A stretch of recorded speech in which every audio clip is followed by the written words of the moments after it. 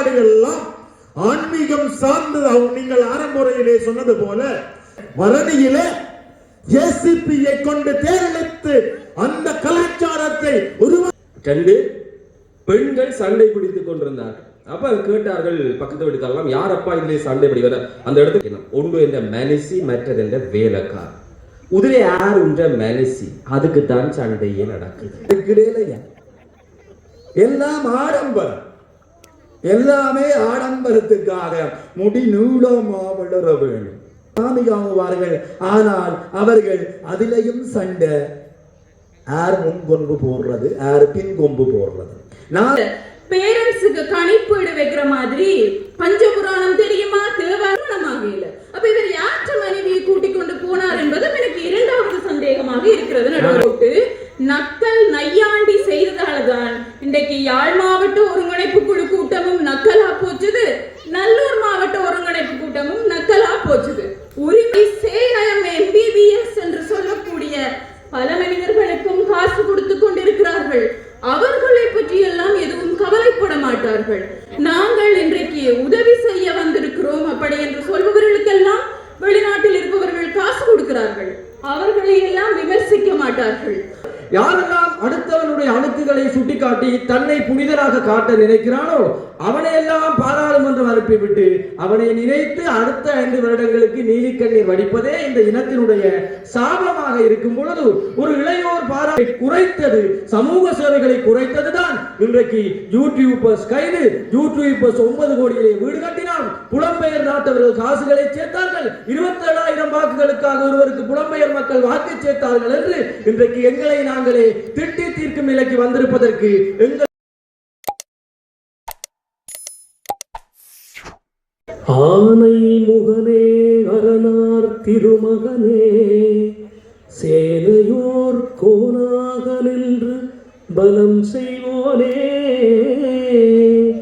ஞானமே உந்தன் திருவருளாலே நான் உன்னை பணிந்தேன் விநாயகனே. எல்லாம் வல்ல துன்னாலை வள்ளியானந்த பிள்ளையாருடைய திருவடிகளை எங்களுடைய மனதிலே நிறுத்தி இன்றைய தினம் இறைவனோடு ஐக்கியமாகி இருண்ட மாலை பொழுதிலே அவன் முற்றத்திலே தவழ்ந்து கொண்டிருக்கின்ற விநாயகனுடைய குழந்தைகளே, பட்டிமன்றத்தை பேச வந்திருக்கின்ற அறிஞர் பெருந்தகைகளே, நடுவர் அவர்களே, உங்கள் அனைவருக்கும் எங்களுடைய இந்நேர வணக்கங்களை தெரிவித்துக் கொள்கின்றோம். இன்றைய தினம் இந்த இடத்திலே நாங்கள் பேச எடுத்திருக்கின்ற ஒரு விடயம் அப்ப இந்த தலைப்பு ஒரு சிக்கலான இடத்திலே ஒரு சிக்கலான தலைப்பிலே நாங்கள் பேசுவதற்கு வந்திருக்கிறோம். அதிலே என்ன சிக்கல் இருக்கிறது என்று சொன்னால், இந்த ஆலயங்களிலே எங்களுக்கு ஆன்மீகம் வளர்க்கப்படுகிறதா இல்லை ஆடம்பரம் மேலோங்கி நிற்கிறதா என்றொரு சிக்கலான தலைப்பை தந்திருக்கிறார். அப்ப நாங்கள் வந்தவுடனே இந்த பக்கத்தால வாகனத்தை திருப்பி விட சொன்ன நாங்கள் இறங்கி ஓடக்கூடிய மாதிரி. என்னென்னு சொன்னால், ஆலயத்தில் பேசுறதுக்கு ஒரு சிக்கலான தலையங்கம். அப்ப உண்மையிலேயே பார்த்தால் ஒரு ஆன்மீகம் ஆலயத்திலே வளர்க்கப்பட வேண்டுமா இல்லை ஆடம்பரம் தான் வளர்க்கப்பட வேண்டுமா என்று ஒரு கேள்வி எழுந்து நிற்கிறது. பழைய காலத்திலே சொல்லுவார்கள், வீட்டிலே ஒரு சிக்கல் சண்டை வந்து விட்டால் அந்த வீட்டுக்கார அம்மா சொல்லுவா, நான் ஒருக்கா போய் முருகன் சந்நிதியில கொஞ்ச நேரம் இருந்து அழுது ஓட்டு பெற போறோம். அந்த ஆலயத்திலே போயிருந்து அந்த நிசப்தமான சூழலிலே அமைதியாக உட்கார்ந்திருந்து அழுது விட்டு வந்தால் மனதிலே இருக்கிற பாரம் போய்விடும். இது ஆன்மீகம். இன்றைக்கு வீட்டிலேயே இருக்க முடியாத அளவு ஒரு 60-70 ஸ்பீக்கரை கட்டி 30-40 பாக்ஸை வச்சு, உண்மையாக நான் நகைச்சுவையாக சொல்லவில்லை. இந்த எங்களோட ஊரில் ஒரு கோயில் இருக்கு. அந்த கோயில் திருவிழா தொடங்கினா அந்த ஏரியாவில் இருக்கிற நாயல் முழுக்க வலிக்கிட்டு வேறு இடங்களுக்கு போடும். ஏனெண்டா இடுக்கியல் அவ்வளோ சத்தம். அப்ப அப்படி ஒரு பக்கம் நடக்கிறது தான் முக்கியமானதா, இல்லை ஒரு ஆலயத்திலே இறைவனை மெய்யன்போடு வந்து அவனை தொழுது விட்டு போகிறது தான் முக்கியமானதா? இந்த ஆன்மீகம் தான் தேவையா, இல்லை இந்த ஆடம்பரம் தான் தேவையா? அப்ப ஒரு சாரார் ஆன்மீகம் தான் ஆலயத்திலே இப்பொழுது இருக்கிறது, இன்றைக்கு ஆன்மீகம் தான் நடைபெற்றுக் கொண்டிருக்கிறது என்று ஒரு அணியினர் பேச போகிறார். இன்னொரு அணியினர் பேச போகிறார்கள், இல்லை இன்றைய சூழலில் ஆலய திருவிழாக்கள் பெரிதும் புலப்படுத்துவது ஆடம்பரத்தை என்று பேச போகிறார்கள்.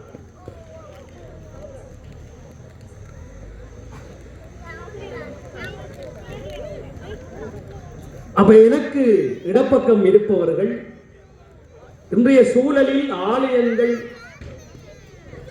திருவிழாக்களில் பெரிதும் புலப்படுவது ஆடம்பரமே என்று பேச இருக்கிறார்கள். இங்காலே இருப்பவர்கள் ஆன்மீகமே என்று பேச இருக்கிறார்கள். அப்ப நேரத்தை கருத்தில் கொண்டு நாங்கள் நேரடியாக விவாதத்துக்குள்ளே இறங்கலாம் என்று இருக்கின்றோம்.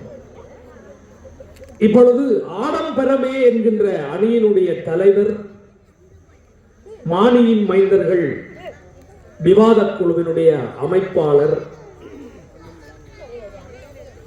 காப்புறுதி நிறுவனத்தினுடைய பணியாளர், தொலைக்காட்சியிலே பல நிகழ்வுகளை நடாத்துபவர், சிறந்த பேச்சாளர், பயப்படாமல் பேசக்கூடியவர் தம்பி நதீஸ் அவர்களை தான் முதல்ல இறக்கப் போகிறோம். அவருக்கு என்ன நடக்கிறது என்று பார்த்து தான் நாங்கள் மிச்சத்தை நடத்துவோம். அப்ப நதீஸ் அவர்களை தன்னுரை நிகழ்த்துமாறு அன்போடு அழைக்கின்றேன். எல்லாம் வல்ல பிள்ளையாருடைய திருவடிகளை இருகரம் பற்றியவனாக இந்த ஆலயத்தினுடைய சமயக்கிரிகளை ஆகம விதிமுறைப்படி நிறைவேற்றிக் கொண்டிருக்கின்ற சிவாச்சாரிய ஐயாவினுடைய திருவடிகளையும் பணிந்து இன்று இந்த பட்டிமன்றத்தினுடைய நடுவராக வீற்றிருக்கின்ற ஈழத்து நகைச்சுவை பட்டிமன்றத்தினுடைய முடிசூடா மன்னன் எங்கள் அண்ணன் மட்டுக்கோட்டை யாழ்ப்பாண கல்லூரியுடைய ஆசிரியர், திரைப்பட இயக்குனர், பாடலாசிரியர் என்று பல முகங்களை கொண்ட நடுவர் ஜோசித்தன் அவர்களே, என் சக பேச்சாளர்களே, அவையிலே வீற்றிருக்கின்ற பெரியோர்களே, பெற்றோர்களே, தாய்மார்களே, குழந்தைகளே, அத்தனை பேரையும் ஒரு சேர பணிந்து மகிழ்கிறேன். நடுவர் அவர்களே, இன்றைக்கு எங்களுக்கு கொடுக்கப்பட்டிருக்கின்ற தலைப்பு,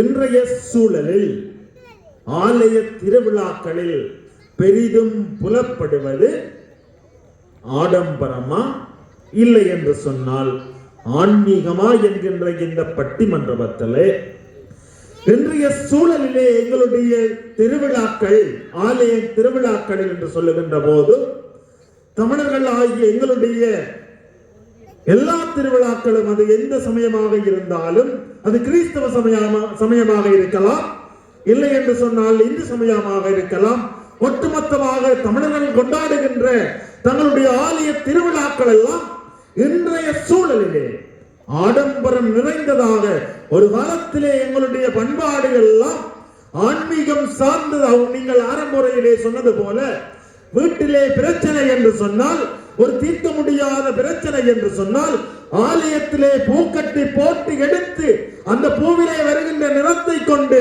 தங்களுடைய பிரச்சனைகளுக்குரிய தீர்வுகளை தீர்மானித்திருக்கக்கூடிய ஒரு வழிமுறையாக, ஒரு வாழ்க்கையாக அன்றைக்கு இருந்த ஆன்மீகம் சார்ந்த வாழ்க்கை எங்கள் மத்தியிலே இருந்தது.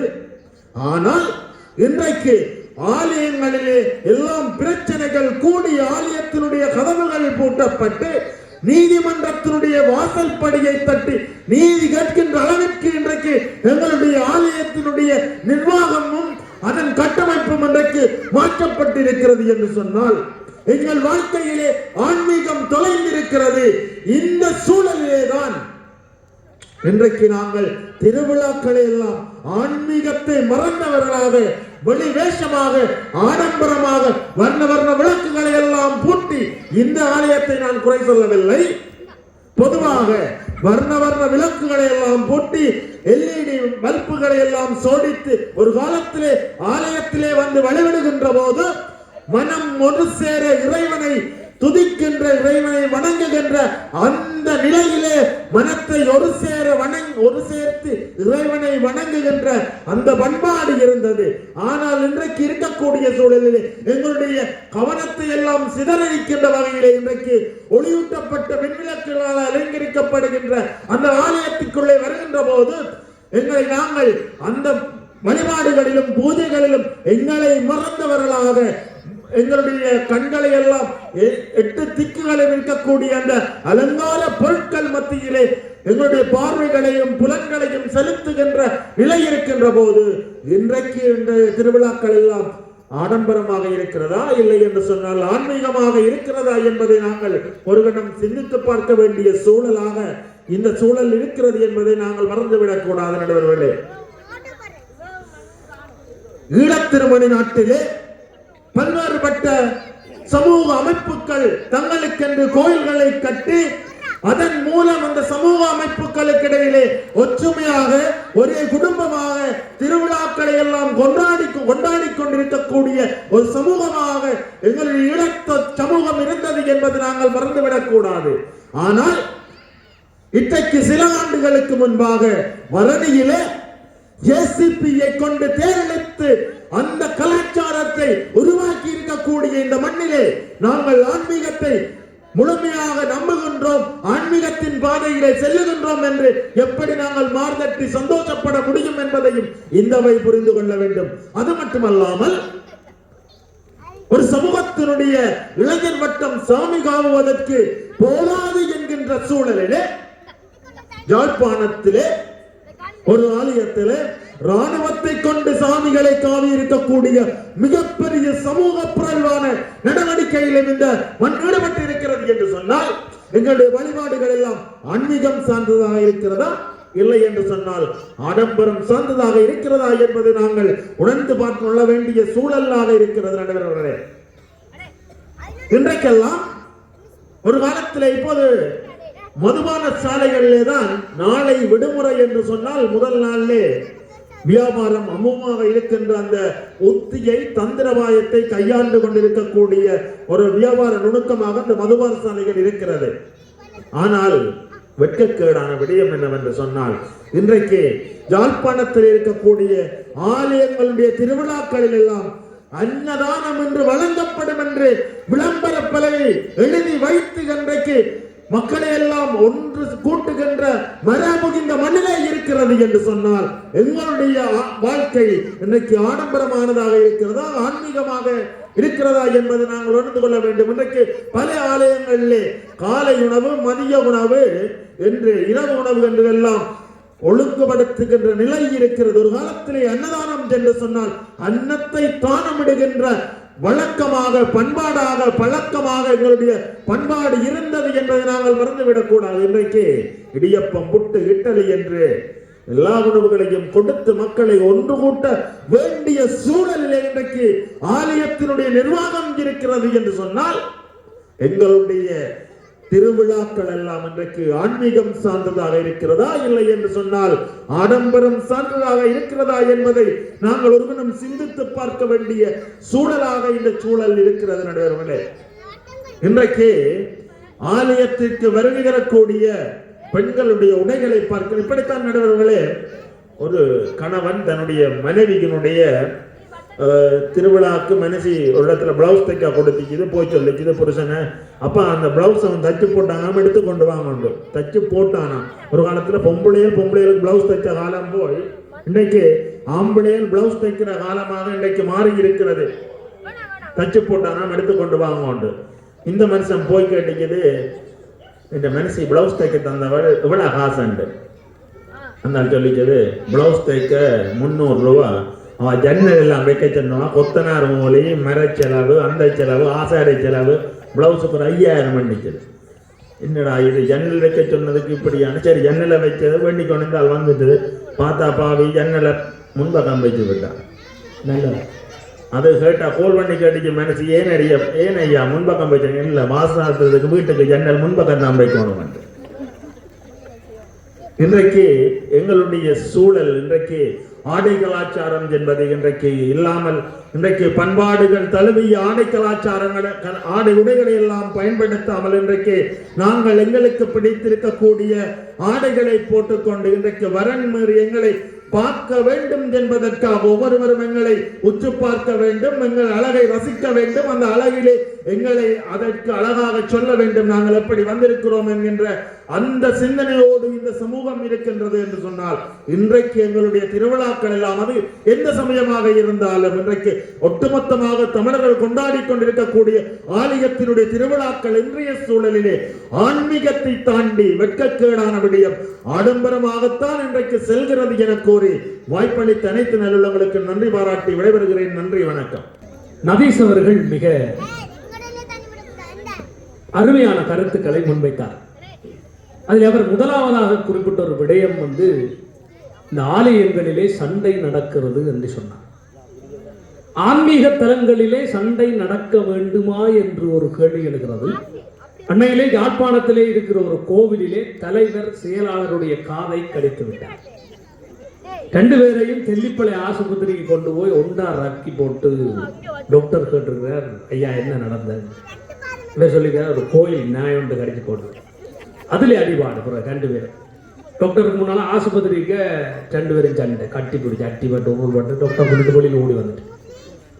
பாருங்க, இந்த இறைவன் ஆன்மாவை காக்க வேண்டும், ஆன்மாவை நல்ல வழியிலே நடக்க வேண்டும் என்று வைத்திருந்த கோயில் இன்னைக்கு இந்த ஆடம்பர மோகத்தினாலே பிரச்சனை நடக்கிறது. அங்க நடந்த பிரச்சனை உண்மையா என்னன்னு சொன்னா, ஒரு திருவிழாக்காரர் எழுப்பி கேட்டிருக்கிறார், நான் 25 ஸ்பீக்கர் கட்டுவேன், 10 பாக்ஸ் வைப்பேன், யாழ்ப்பாணத்தில் இருக்கிற எல்லா லைட்டும் போடுவேன், இன்றைக்கு எங்கால இருந்து வருதுன்னு சொல்லியிருக்கிறான். அந்த காசை கொண்டே ஒரு நல்ல காரியத்தை செய்யுவோம்.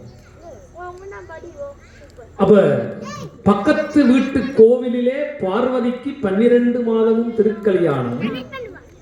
அந்த கோயிலின் பின்புறத்திலே இருக்கும் ஒரு ஏழை பெண்ணுக்கு எப்போ கல்யாணம் என்ற ஒரு கவிதை இருக்கிறது.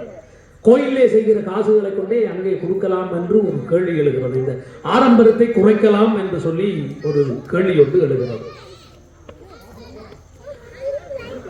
மற்றபடி இந்த ஆடைகளை பற்றியும் ஒரு கதையை சொன்னார். இந்த நல்லூர் திருவிழாவிலே ஒரு சின்னாக்களை தான் சாப்பிட சொன்னார், பசிக்கும் என்று. பார்த்தீங்களே, ஆடம்பரமா ஆன்மீகம் ஆண்டால் ஆடம்பரம் தான், சாப்பாடு தான். அப்ப அந்த ஆலய திருவிழாவிலே ஒரு சின்ன பிள்ளை ஒன்று தொலைந்து விட்டது. அப்ப தொலைந்த உடனே அந்த ஒலிபெருக்கிக்காரர் கூப்பிட்டு அந்த ஒலிபெருக்கி கிட்ட போய் அந்த பிள்ளை அழுது கொண்டு நிற்குது. அப்ப கேட்டிருக்கிறேன், நீங்கள் யாரோட வந்த? நீங்கள், நான் அம்மாவோட வந்தேன். அப்ப என்னண்டு நீங்கள் அம்மாவை விட்டு மிஸ் ஆன? நீங்கள் அம்மாண்ட கையை பிடிச்சிருக்கலாமே என்று சொல்ல அந்த பிள்ளை சொல்லியிருக்கேன், நான் அம்மாண்ட கையை பிடிக்கல. அப்ப அம்மாண்ட சாரியை பிடிச்சிருக்கலாமே, அதையும் பிடிக்கல. அம்மா சாரி கட்டி கொண்டு வரையில்லை. அப்ப அம்மாண்ட சட்டையை பிடிச்சிருக்கலாமே அண்ட் அந்த பிள்ளை துடியிலன்னு சொல்லிச்சாம, அந்த சட்டை எனக்கு எட்டே இல்லைன்னு. அந்த பிள்ளைய 6ஆம் ஆண்டு பிள்ளை எட்டாத அளவுக்கு ஒரு சட்டை என்ன நினைச்சு பாருங்க.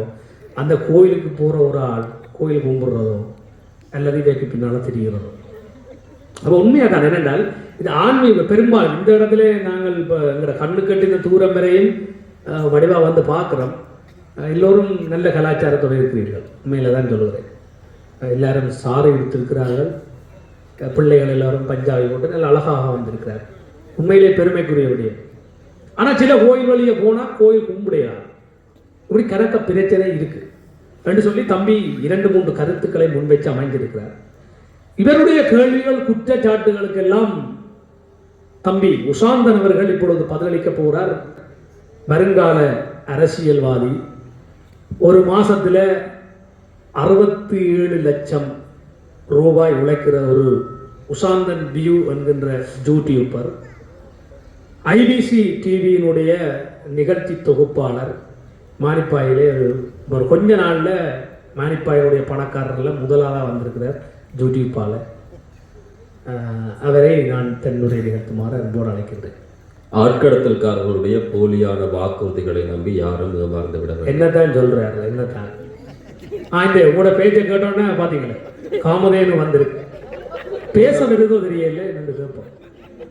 துன்னாலை வள்ளியானந்த பிள்ளையார் கோவிலை ஆகம முறைப்படி நடத்துகிற அந்தண சிவாச்சாரியர் அவர்களே, இந்த ஆலயத்தினுடைய தர்மகத்தாக்களே, இந்த திருவிழாவினுடைய உபயக்காரர்களே, பெரியவர்களே, தாய்மார்களே, குழந்தைகளே, சகோதர சகோதரிகளே, உங்கள் அனைவரையும் இனிமையான இந்த வேளையிலே வணங்கி மகிழ்கிறேன். இன்றைய நாளினுடைய நடுவர், பட்டிமன்ற உலகினுடைய முடிசூடா மன்னர், மொட்டை என்று சொல்ற சிந்தனை சிப்பி, சைனட்டு குப்பி, போர்க்குணம் கொண்ட போர்வாள் வெள்ளையில பிடிச்சி அடக்க போறாங்க அண்ணன் சித்தன் அவர்களே,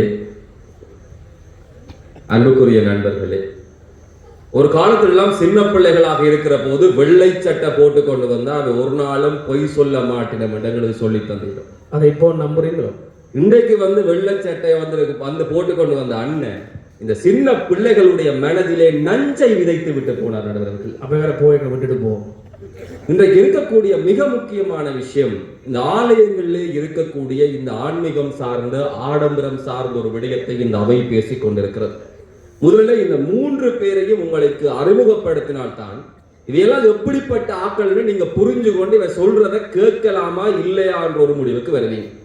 முதலாவது இருக்கிற தம்பி ஹரிஹரன். போன கிழமை பாத்தீங்கன்னா இந்த பக்கம் எல்லாம் தலைமையில், இந்த பக்கம் எல்லாம் தலைமையில், பின்னுக்கு தலைமை, நடுவில் ஒரு ஊழ்வேன் போட்டு குடும்பி கட்டி கொண்டிருந்தார். ஏன் வெட்டினவர் கேட்டா, ஆளுடைய தங்கச்சிய பொம்பளை பார்க்க இவரை கட்டித்தாங்கன்னு சொல்லிட்டு போட்டுறேன். ஏன்னா பொம்பளை மாதிரி இருக்கிறது தலைமுடி அப்படி இருந்தது. அதுக்குதான் பிரமீச வளர்த்தவர். 2வது வரப்போ பேசி வருவார் ஜீவானந்த, நடுவில் இருக்கிற அவருடைய வீட்டுல 2 பொம்பளையர் சண்டை பிடிச்சு கொண்டிருந்துச்சு. 2 பெண்கள் சண்டை பிடித்துக் கொண்டிருந்தார்கள். அப்ப கேட்டார்கள் பக்கத்து வீட்டுக்கெல்லாம், யாரப்பா இதுல சண்டை பிடிக்கிற? அந்த இடத்துக்கு புதிதாக குடிபெயர்ந்து போயிருந்தார். 2 பேர் சண்டை பிடிச்சு கொண்டிருக்காங்க. யாரப்பா 2 பேர் சண்டை பிடிக்கணும்? ஒன்று என்ற மனுஷி, மற்றது என்ற வேலைக்கார்.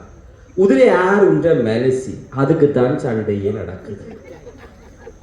அப்படிப்பட்டவர் தான் நடுவில் இருக்கக்கூடியவர். இன்னும் ஒருவர் பேசிவிட்டு போன நதீஷ். அண்மையிலே மழை, சரியான மழை, வீட்டை கதை சொல்லி கொண்டிருந்தாங்க. நல்ல இடமா பார்த்து கட்டணும், வடிவான இடமா பார்த்து கட்டணும். உடனே ஆளட்டி, அப்ப அருங்கத்தை பொம்பளை அடவிசரா ஆடு மாட்ட நல்ல இடத்த கட்டணும் காய்ச்சி கொண்டிருக்க. இப்படிப்பட்ட 3 பேர் அபத்தமான சிந்தனைகளை ஒரு கோவில் வாசல், முந்தி எல்லாம் தப்பு செய்தால் கோவில் வாசலிலே கற்பூரம் கொடுத்து சத்தியம் செய்ய என்று சொன்ன அந்த கோயில் வாசலிலே வைத்து அபாண்டங்களையும் பொய்களையும் புழுகளை நாளைய தலைமுறை ஆளப்போகிற இளைய பிள்ளைகளுக்கு முன்னாலே வன்மங்களை விதைக்கிறார்கள். முடிந்தால் பிடித்து கட்டி வைத்து தகுந்த சன்மானத்தை கொடுத்து அனுப்புங்க. நடுவர விடுங்க பாவம். அந்த நிறைய குற்றச்சாட்டுகளை சொன்னார். இன்றைக்கு ஆலயங்கள் எல்லாம் நீதிமன்ற வாசலிலே இருக்கிறது என்கிற ஒரு விடயத்தை சொன்னார். இந்த ஆலயம் இன்றைக்கு மாத்திரம் நீதிமன்ற வாசலில் இருந்தது கிடையாது. நாவலர் காலத்திலே ஆலயத்திலே செல்ல மறுப்பு தெரிவித்த இந்த பெரியவர்கள் இருக்கிறார்கள், கேட்டு பாருங்கள். அன்றைக்கு இருந்து இந்த சம்பிரதாயம் இருக்கிறது, இன்று உருவான பிரச்சனை கிடையாது. இன்னொரு விடயத்தை பேசினார்கள், ஆடம்பரத்திலே நாங்கள் மூழ்கி கலைக்கிறோம். ஐயா சொல்லுங்க, முந்தி கோவில் வீதியிலே சின்ன மேளம் ஆடியது கிடையாதா? அந்த சின்ன மேளத்தை விட மோசமான கலை நிகழ்ச்சிகளை தான் தம்பி இன்றைக்கு நாங்கள் கொண்டு வந்த கோவில்களில் நிறுவிக் கொண்டிருக்கிறோமா? தம்பி ஐயாக்கு பழைய ஞாபகங்களை கிளறி விடுறேன். எத்தனை பிள்ளைகளுக்கு மேடை. இன்றைக்கு இந்த முன்னாலே நிகழ்ந்திருக்கக்கூடிய நிகழ்ச்சி, நண்பன் ஆதி நடத்திடக்கூடிய நிகழ்ச்சியில ஒரு சின்ன பிள்ளை 2 பேர் தங்களுடைய வாய்ப்பை பெற்றுக் கொண்டார்கள். நாங்கள் அவ்வளவு மோசமான விஷயத்தை செய்கிறோம். அந்த பிள்ளைகளுக்கு ஒரு மேடையை கொடுத்து நாளைய உலகத்தை ஆளுகிற நம்பிக்கையை ஒரு கோவிலுடைய பெயராலே விதைப்பதிலே என்ன அபாண்டம் இருந்து விட போகிறது? அன்றைக்கு நடந்திருக்கக்கூடிய அந்த கூத்துக்களை விட மோசமாக நாங்கள் இன்றைக்கு ஒன்றையும் இந்த சமூகத்திலே விதைக்கவில்லை. நண்பர் சொன்னார், இந்த ராணுவத்தை கூப்பிட்டெல்லாம் சாமி தூக்கினார்கள். இப்போது நேரம் சரியாக 9:35 ஆகிறது. எத்தனை இளையவர்கள் இந்த பெரிய வாகனத்திலே இந்த சுவாமியினுடைய பூஜை முடிந்ததற்கு பிறகு இந்த கோவிலை சுற்றி காவுவதற்கு காத்திருக்கிறார்களே, அவர்கள் முன்னால் நின்று நீங்கள் பேசுவதற்கு வெட்கமாக இருக்கவில்லையா? இன்றைக்கும் உணர்வோடு இறை நம்பிக்கையோடு அந்த இறைவனுடைய அர்ப்பணிப்போடு வாழக்கூடிய தலைமுறையை தயவு செய்து சிதைத்து விடாதீர்கள். இந்த 3 பேரும் அன்னதானம் சம்பந்தமாக எல்லாம் சொன்னார்கள். இன்றைக்கெல்லாம் பதாகை வைத்தால் தான் கோவிலே சனம் இறக்கிறது. முன்னவர்கள் சொல்லி வைத்தார்கள், யாவர்க்குமாம் உண்ணும் போது ஒரு கைப்பிடி, யாவர்க்குமாம் பசுவுக்கு ஒரு வாயுரை என்று சொல்லி இந்த ஜீவ காருண்யத்துடைய உன்னதங்களை இந்த மதம் சொல்லிக் கொடுத்திருக்கிறது. இது எல்லாம் விட்டு விடுவோம். இன்றைக்கு இந்த ஆலயம் ஆன்மீகம் என்கிற விஷயத்திலே கொஞ்சம் நாங்கள் ஆழமாக சிந்திக்க வேண்டி இருக்கிறது. சின்ன பிள்ளைகளுக்கு தெரியும் இந்த ஆலயத்தினுடைய பொருள் என்ன. ஒரு ஆன்மா லயப்படுகிற இடம்தான் இந்த ஆலயம். அந்த ஆன்மா லயப்படுகிற விதமாக நடப்பவற்றிலே எந்த ஆடம்பரம் இருக்கிறது? முன்பெல்லாம் நாங்கள் கயிற்றிலே கொடியேற்றினோம், கொடித்தம்பத்திலே. இன்றைக்கு என்ன டுவைன் நூலா கட்டி ஏற்றுகிறோம். அப்படியேதான் கொடியேற்றம் நடக்கிறது. மலர் தூவி அர்ச்சிக்கிற இறைவனிடத்திலே உங்களை போல் பிளாஸ்டிக் பூக்களை நாங்கள் போடுகிறோம். அதே மலர்களை அன்போடு இறைவனுக்கு அர்ப்பணிக்கிறோம். எந்தவித மாறுபாடுகளும் இல்லாமல் எங்கள் வழிபாடுகள் மிக நேர்த்தியாக, மிக கண்ணியமாக இருக்கிறது. ஆடை பாரம்பரியம் பற்றியெல்லாம் சொன்னார்கள். முடிந்தால் இந்த அவையில் இருக்கக்கூடிய ஒருவரை காட்டுங்கள். நீங்கள் சொல்கிற ஆடை பாரம்பரியத்திலே தவறனைத்து இந்த மண் இருக்கிறது என்பதற்கு அங்கவன் வந்திருக்கிறார். அதை விடுங்கள். இந்த மண்ணிலே இருக்கக்கூடிய இன்றைய தலைமுறையிலே நாங்கள் மிக தெளிவாக பார்க்க வேண்டும். அதை தாண்டி நாங்கள் வழிபடுவதற்கெல்லாம் உன்னதமான வாய்ப்புகளை இந்த சமயம் கொடுத்திருக்கிறது. எல்லை இல்லாமல், வரையறைகள் இல்லாமல் வாழ வைக்கிற நிறைய வாய்ப்புகளை சொல்கிறது. உள்ளம் பெருங்கோவில், ஊருடம்பு ஆலயம், வள்ளல் பிரானாட்கு வாய் கோபுர வாசல், தெள்ள தெளிந்தாட்கு சீவன் சிவலிங்கம், கள்ள புலனைந்தும் காணா மணிவிளக்கை என்று மிக தெளிவாக சொல்லப்பட்டிருக்கிறது. பூசலார் பெருமான் உள்ளத்திலே ஒரு கோவிலை கட்டுகிறார். இந்த கோவிலில் இறைவன் நீ வந்து எழுந்தருள வேண்டும் என்று. ராஜராஜ சோழன் பெரிய கோவிலை ஆடம்பரமாக கல்லிலே கட்டுகிறார். இறைவன் எங்கு போய் குடியமர்ந்தார் தெரியுமா? பூசலார் கட்ட இருக்கக்கூடிய அந்த உள்ள கோவிலிலே உள்ள கமலமடி உத்தமனார் வேண்டுவது பின்னாளிலே நம்முடையவர்கள் பாடி வைத்தார்கள். ஆகவே ஆடம்பரங்களில் திளைப்பது ஒன்றும் இறைவனுக்கு அவ்வளவு விஷயம் கிடையாது. அதை அவன் நாடுவதும் கிடையாது. அவன் விரும்புவது ஒரு ஆத்மார்த்த ரீதியாக வழிபடக்கூடிய ஒரு விடயத்தை தான் என்பதை இந்த அவை மிக தெளிவாக புரிந்து கொள்ள வேண்டும். பிள்ளையாக இந்த பிள்ளைகளை வழிநடத்துகிறவர்கள் மூவரை போல நாங்கள் இருந்து விடாமல் மிக தெளிவாக ஒரு விஷயத்தை சொல்லி முடிக்கிறேன். இந்த மனித வாழ்க்கை எப்படிப்பட்டது, நாங்கள் ஏன் இறைவனை நோக்கி அன்போடு எனது இந்த ஆடம்பரங்களை தவிர்த்திருந்து வாழ்கிறோம் என்பதற்கு மண்கலம் கவிழ்ந்த போது வைத்து வைத்து அடுக்குவார். ஒரு மண் சட்டி உடைந்து விட்டால் ஏதோ ஒன்றுக்கு பயன்படும். ஆக குறைந்தது வீட்டில் இருக்கக்கூடிய கால்நடைகளுக்கு தண்ணி வைக்கவாவது பயன்படும் என்று பயன்படுத்துவார்கள். வெண்கலம் கவிழ்ந்த போது வேணும் என்று போயிடுவார். அதை ஏதாவது செய்து கொள்ளலாம் அப்படின்னு சொல்லி வெண்கலப்பானையோ சட்டியோ ஒரு பிரச்சனை வந்தா போயிடுவார். நம் கலம் கவிழ்ந்த போது நாரும் என்று போடுவார். நம்முடைய கலம், நம்முடைய உயிர் பிரிந்து விட்டால் இது நாரப்போகிறது என்று சொல்லி அதை கொண்டு போய் இடுகாட்டிலே அடக்கம் செய்கிற மரபு இருக்கிறது. என் கலந்து நின்ற மாயம். இந்த எல்லாத்துக்கும் இப்படியெல்லாம் நடக்கக்கூடிய இந்த மோசமான விளைவுக்கு இருக்கக்கூடிய அவ்வளவு காலத்துக்குள்ளே இந்த உடம்பு போட்டு படுத்துற பாடு இருக்கே, அதுதான் இந்த ஆடம்பரம். அந்த ஆடம்பரத்தை தாண்டி ஆன்மீகத்தோடு இறைவனை வழிபட்டால் அதை போல மெய்யின்பம் இந்த உலகத்தில் எதுவும் கிடையாது என்று சொல்லி வாய்ப்புக்கு நன்றி பாராட்டி இந்த திருவிழாவுடைய உபயோகாரர்களுக்கு மீள ஒரு முறை நன்றி சொல்லி அன்போடு விடைபெறுகிறேன். வணக்கம். இன்றைக்கு ஆலயங்களிலே இந்த ஜீவகாருண்யம் மிக அழகாக போற்றப்படுகிறது என்று சொன்னார். ஆலயங்களிலே அன்னதானங்கள் நடக்கிறது. இறைவனுக்கு இப்பொழுதும் மலரை தூவித்தான் அஞ்சலிக்கிறார்கள். இங்கே எங்கே ஆடம்பரம் குவிந்திருக்கிறது என்று தனக்கு புரியவில்லை என்று சொன்னார். இவருடைய கேள்விகளுக்கெல்லாம் பதில் சொல்வதற்காக எங்களுடைய தம்பி ஜீவானந்தன் அவர்களை நான் அன்போடு அழைக்கின்றேன். இவர் ஒரு சிறந்த ஆசிரியர், இந்து நாகரிகத்துறை, யாழ்ப்பாணம் சங்கானை பிரதேச செயலகத்தினுடைய உத்தியோகத்தர், சிறந்த ஒரு பாடகர். இவரை தன்னுரை நிகழ்த்துமாறு அன்போடு அழைக்கின்றேன்.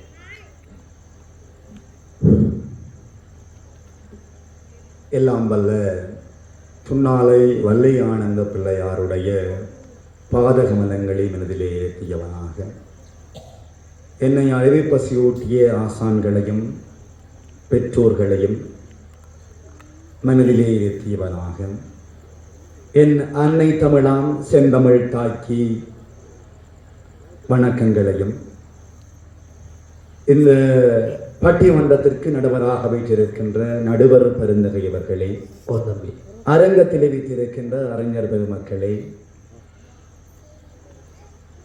இந்த ஆலயத்தினுடைய அந்தன சிவாச்சாரிய பெருமக்களே, எங்களுடைய பேச்சுக்களை கேட்டு ரசித்துக் கொண்டிருக்கின்ற உங்கள் அத்தனை பேருக்கும் மெத்தனமான செவிசாய்ப்புக்கள். காலம் பொன் போன்றது.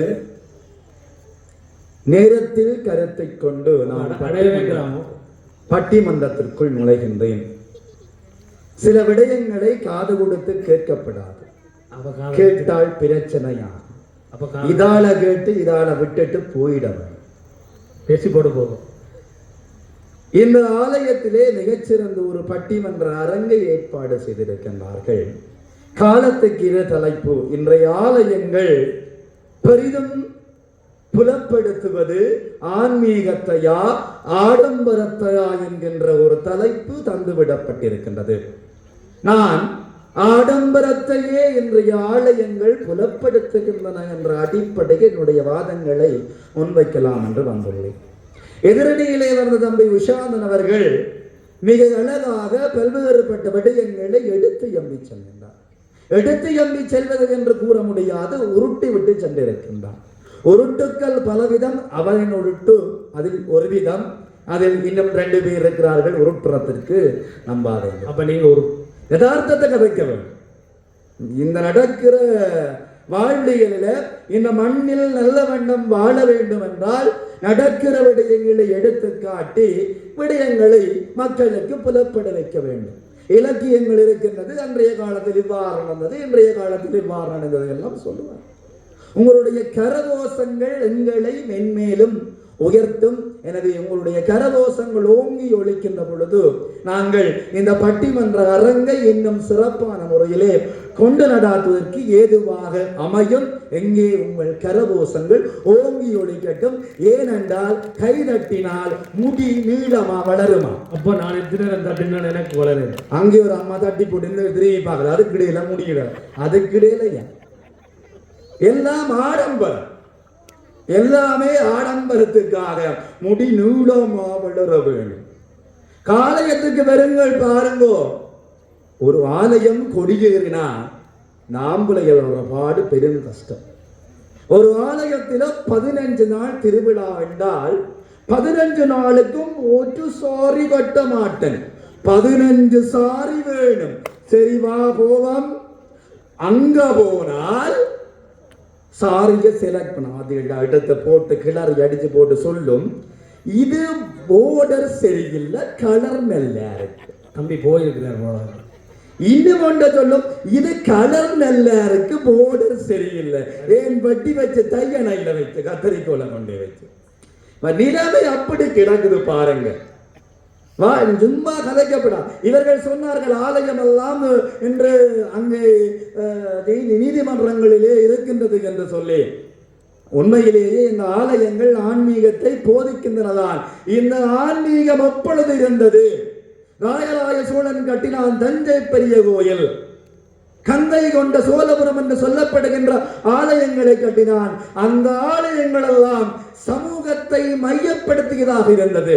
மருத்துவ சாலைகளாக, நீதிமன்றங்களாக, சமூக சேவை நிறுவனங்களாக இருந்தது. ஆனால் அந்த ஆடம்பர வாழ்க்கை இன்று இருக்கின்றதா என்றால் அது அந்த ஆன்மீகம் சார்ந்த விடயம் இருக்கின்றதா என்றால் இல்லை. முழுமையாகவே ஆடம்பரமாகவே நாங்கள் வாழ்ந்து கொண்டிருக்கின்றோம். ஆலயத்துக்கு வாரது நாங்கள் இந்த ஊர் கூடி தேர் எழுப்போம், ஒற்றுமையாக தேர் எழுப்போம் என்று சொன்னார். உஷாந்தவர்கள் சொன்னார், இந்த சாமி காலை கொண்டு வருகிறார்கள் இளைஞர்கள் என்று சொல்லி. பொதுவாக இருக்க நடைமுறையை கூறுகின்றேன். ஆலயங்களே சாமி காவுவார்கள். ஆனால் அவர்கள் அதிலையும் சண்டை. யார் முன்கொம்பு போடுறது, யார் பின்கொம்பு போடுறது. நான் தான் முன்கொம்பு போடுவன், நான் தான் பின்கொம்பு போடுவன். அதுக்குள்ளையும் சண்டை. இதுக்குள்ள உங்களுக்கு ஆடம்பரம் தேவையா? இதுக்குள்ள உங்களுடைய ஆன்மீகம் எங்கே இருக்கின்றது? உண்மையிலேயே ஆன்மீகம் இருந்திருந்தால் நீங்கள் இந்த விநாயகர் சதுர்த்தி நாளிலே வந்து பாருங்கள். ஒவ்வொரு ஆலயத்தினுடைய இளமையும் சாமி காபரத்துக்கு கூட ஆட்கள் எல்லா இளவிலே தான் இன்றைய நிலகம் இருக்கின்றது.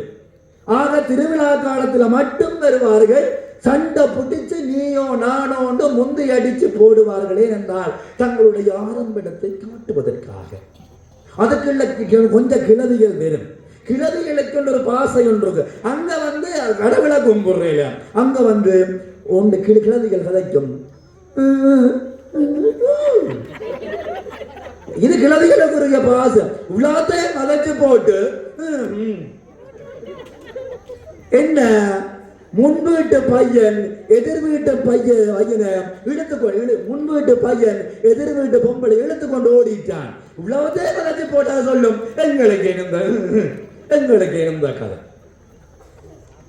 இந்த நிலைமைக்கு எங்களுடைய வாழ்க்கை. அதுக்குள்ள கொஞ்சம் 23-25 கேர்ள்ஸ் வருவினம். இந்த 23-25 வயசு கேர்ள்ஸ் வருவினம் வந்து என்ன செய்யறால் அங்க பேட்டி அந்த பிங்க் கலர் வடி வேறுக்கடி. இதுக்குள்ள ஒன்று பேரும் தந்த சங்குலிய காட்டுறதுக்காக வரும், தாலி கொடிய காட்டுறதுக்காக வரும். இங்க பேர் என்ன டக்கு டாக்கு. கடைசியா என்ன நடக்கும்? அவன் அறுத்து கொண்டு ஓடிருக்கான். இதுல எங்க ஆடம்பரம் இருக்குது, எங்க ஆன்மீகம் இருக்குது பாருங்கள். ஆடம்பரத்துக்காகத்தான் இந்த ஆலயத்துக்கு வருகின்றார்கள். இன்றைய இலக்கியங்கள் எல்லாம் இருக்கின்றது. நீங்கள் சொல்லுவார்கள் சினிமா பாடல் கூட இலக்கியங்களை வச்சுக் கொண்டுதான் வந்தது, ஆத்மீகத்தை போதிக்கத்தான் வந்தது. அண்டங்காக்கா கொண்டக்காரி, அண்டக்காக்கா கொண்டக்காரி, ரண்டக ஐயாரெட்டு சொல்லுக்காரி, ரண்டக நடுவர்களே ஒரு அருமையான பாட்டு. தூள் படத்தில் அருமையான பாட்டு. அண்டங்காக்கா ஒரு பக்தி பாடல், பக்தி பாடலாண்ட யோசிக்கிறீர்கள். முருகனை பற்றின பாடல். அண்டங்காக்கா கொண்டக்காரி, இந்த உலகத்தை காக்கின்ற பூமாதேவியாமல் கொண்டையை போட்டிருக்கின்றார். இவள் ஐயாரெட்டு சொல்லுக்காரி. நமோ நாராயண சரவணபவ நமசிவாய என்று சொல்லப்படுகின்ற மந்திரங்களுக்கெல்லாம் சொந்தக்காரி. உங்களுக்கு என்ன டவுட்? ரெண்டக்க என்றால் என்னென்று டவுட்? ஒரு பிரச்சனையும் இல்ல. சிவன் வீட்ட ரெண்டக்கா, முருகன் வீட்ட ரெண்டக்கா, விஷ்ணு வீட்ட ரெண்டக்கா, ரெண்டக்க. அப்ப ஏன் எங்களுக்கு ரெண்டக்கா இருக்க கூடாது? அது உங்களோட திறமை. மகாபாரதம் இருந்தது, இலக்கியங்கள் இருந்தது. இலக்கியங்களை கற்க வேண்டும். இலக்கியங்கள் எங்களுடைய ஆக்கள் இப்பத்தைய மாணவர்கள் என்ன செய்கின்றார்கள் என்றால் இந்த இலக்கியங்களை படிப்பது என்ன உருட்டா இருக்குது முழுக்க. அந்த இலக்கியம் சொல்ல வருகின்ற விடயம் என்னவென்று பார்க்க வேண்டும். முதலிலே மகாபாரதம் சொல்லப்படுகின்ற விடயம் என்னவென்று பார்க்க வேண்டும். அந்த மகாபாரதத்தை கூட இந்த சினிமாக்காரர்கள் வச்சிருக்கிறார்கள். ஒரு பொண்ணு ஒண்ணு நான் பார்த்தேன், சென்டிமீட்டர் சிரிக்க சொல்லி கேட்டேன், அவ சிரிச்ச சிரிப்பில 100 பேர் செத்து போயிட்டா. ஐயோ ஐயோ ஐயோ. என்ன ஒரு பொண்ணு ஒண்ணு நான் பார்த்தேன், சென்டிமீட்டர் சிரிக்க சொல்லி கேட்டேன், அவ சிரிச்சா சிரிப்பில 100 பேர் செத்து போயிட்டா. பாஞ்சாலி சிரிச்சா 100 கௌரவர்கள் இறந்து போனார்கள். இது மகாபாரதம் சொல்லுகின்ற விடயமாக இருக்கின்றது. இந்த மகாபாரதம் கூறுகின்ற விடயங்களை எல்லாம் சினிமாக்கள் இன்று ஆடம்பர ரீதியிலே கொண்டு வருகின்றன. இந்த சமுதாயத்தை நல்வழிப்படுத்த இல்லை. இன்னொரு விடயம் பாருங்கள். ஆலயத்தில் இவர்கள் சொன்னார்கள், பாட்டுகள் எல்லாம் நிறைய சொன்னார்கள். பாருங்கள், இறைவனை வழிபடுவதற்கு மிகச்சிறந்த மலர் தூவி வழிபாடு செய்கின்றவர்களாம். எல்லாம் மலருக்கு அப்பாலே ஒரு விடயம் இருக்கின்றது. பாருங்கள், சுந்தரமூர்த்தி நாயனாரை சேருமான் கிளப்புராமண வேடம் தாங்கி வந்து அடுத்தாட்கொண்ட வேளை பாடுகின்றார். பாருங்கள், அர்ச்சனை பாட்டே யாகம் ஆதலான் நம்மை மண்மேல் சொற்றமிழ் பாடு தூத்துரை பாடு வாயாள் என்றால் நீ பித்தா என்று என்ன பேசின், நீ பித்தா என்றே பாது என்று சொல்லி எடுத்து கொடுத்தார். இறைவனை வழிபட மிகச் சிறந்தது அர்ச்சனை யாகம் பாட்டுத்தான் இருக்கின்றது. அந்த பாடல் என்று சொல்லப்படுகின்ற ஆலயத்திலே பஜனை படிப்பதற்கு எத்தனை பேர் தயாராக இருக்கிறீர்கள் என்பதை இந்த இடத்தில் நினைவில் கொள்ளுங்கள். இந்த 3 பேரும் பெறுவார்களா? 3 பேரும் பஜனை விடுவதற்கு இல்லை. தாங்கள் தங்களுடைய ஆடம்பரங்களையும் தங்கள் விடயங்களையும் கதைப்பதற்காகத்தான் அங்க வருகின்றார். அதான் நீங்கள் மருதனை பிள்ளையாவில் பாடுறீங்க மேடத்தை. அது பஜனை அர்ச்சனை பாட்டே அது மாதலால் நம்மை மண்மே சொற்றமிழ் இறைவனை பாட்டாலே நாங்கள் பாட வேண்டும். இது சாமவேதம் எங்களுக்கு சொல்லுகின்ற விடயமாக இருக்கின்றது நடுவர் ஐயா அவர்களே. ஆக நாங்கள் இறைவனை எவ்வாறு வழிபாடு செய்ய வேண்டும், அந்த வழிபாட்டு முறையெல்லாம் இன்று இருக்கின்றதா என்றால் அது இல்லை என்றே கூற வேண்டிய நிலைமைக்கு நாங்கள் வந்திருக்கிறோம். இதை விட ஒரு விடயம் இருக்கின்றது பாருங்கள் நடுவர் ஐயா அவர்களே.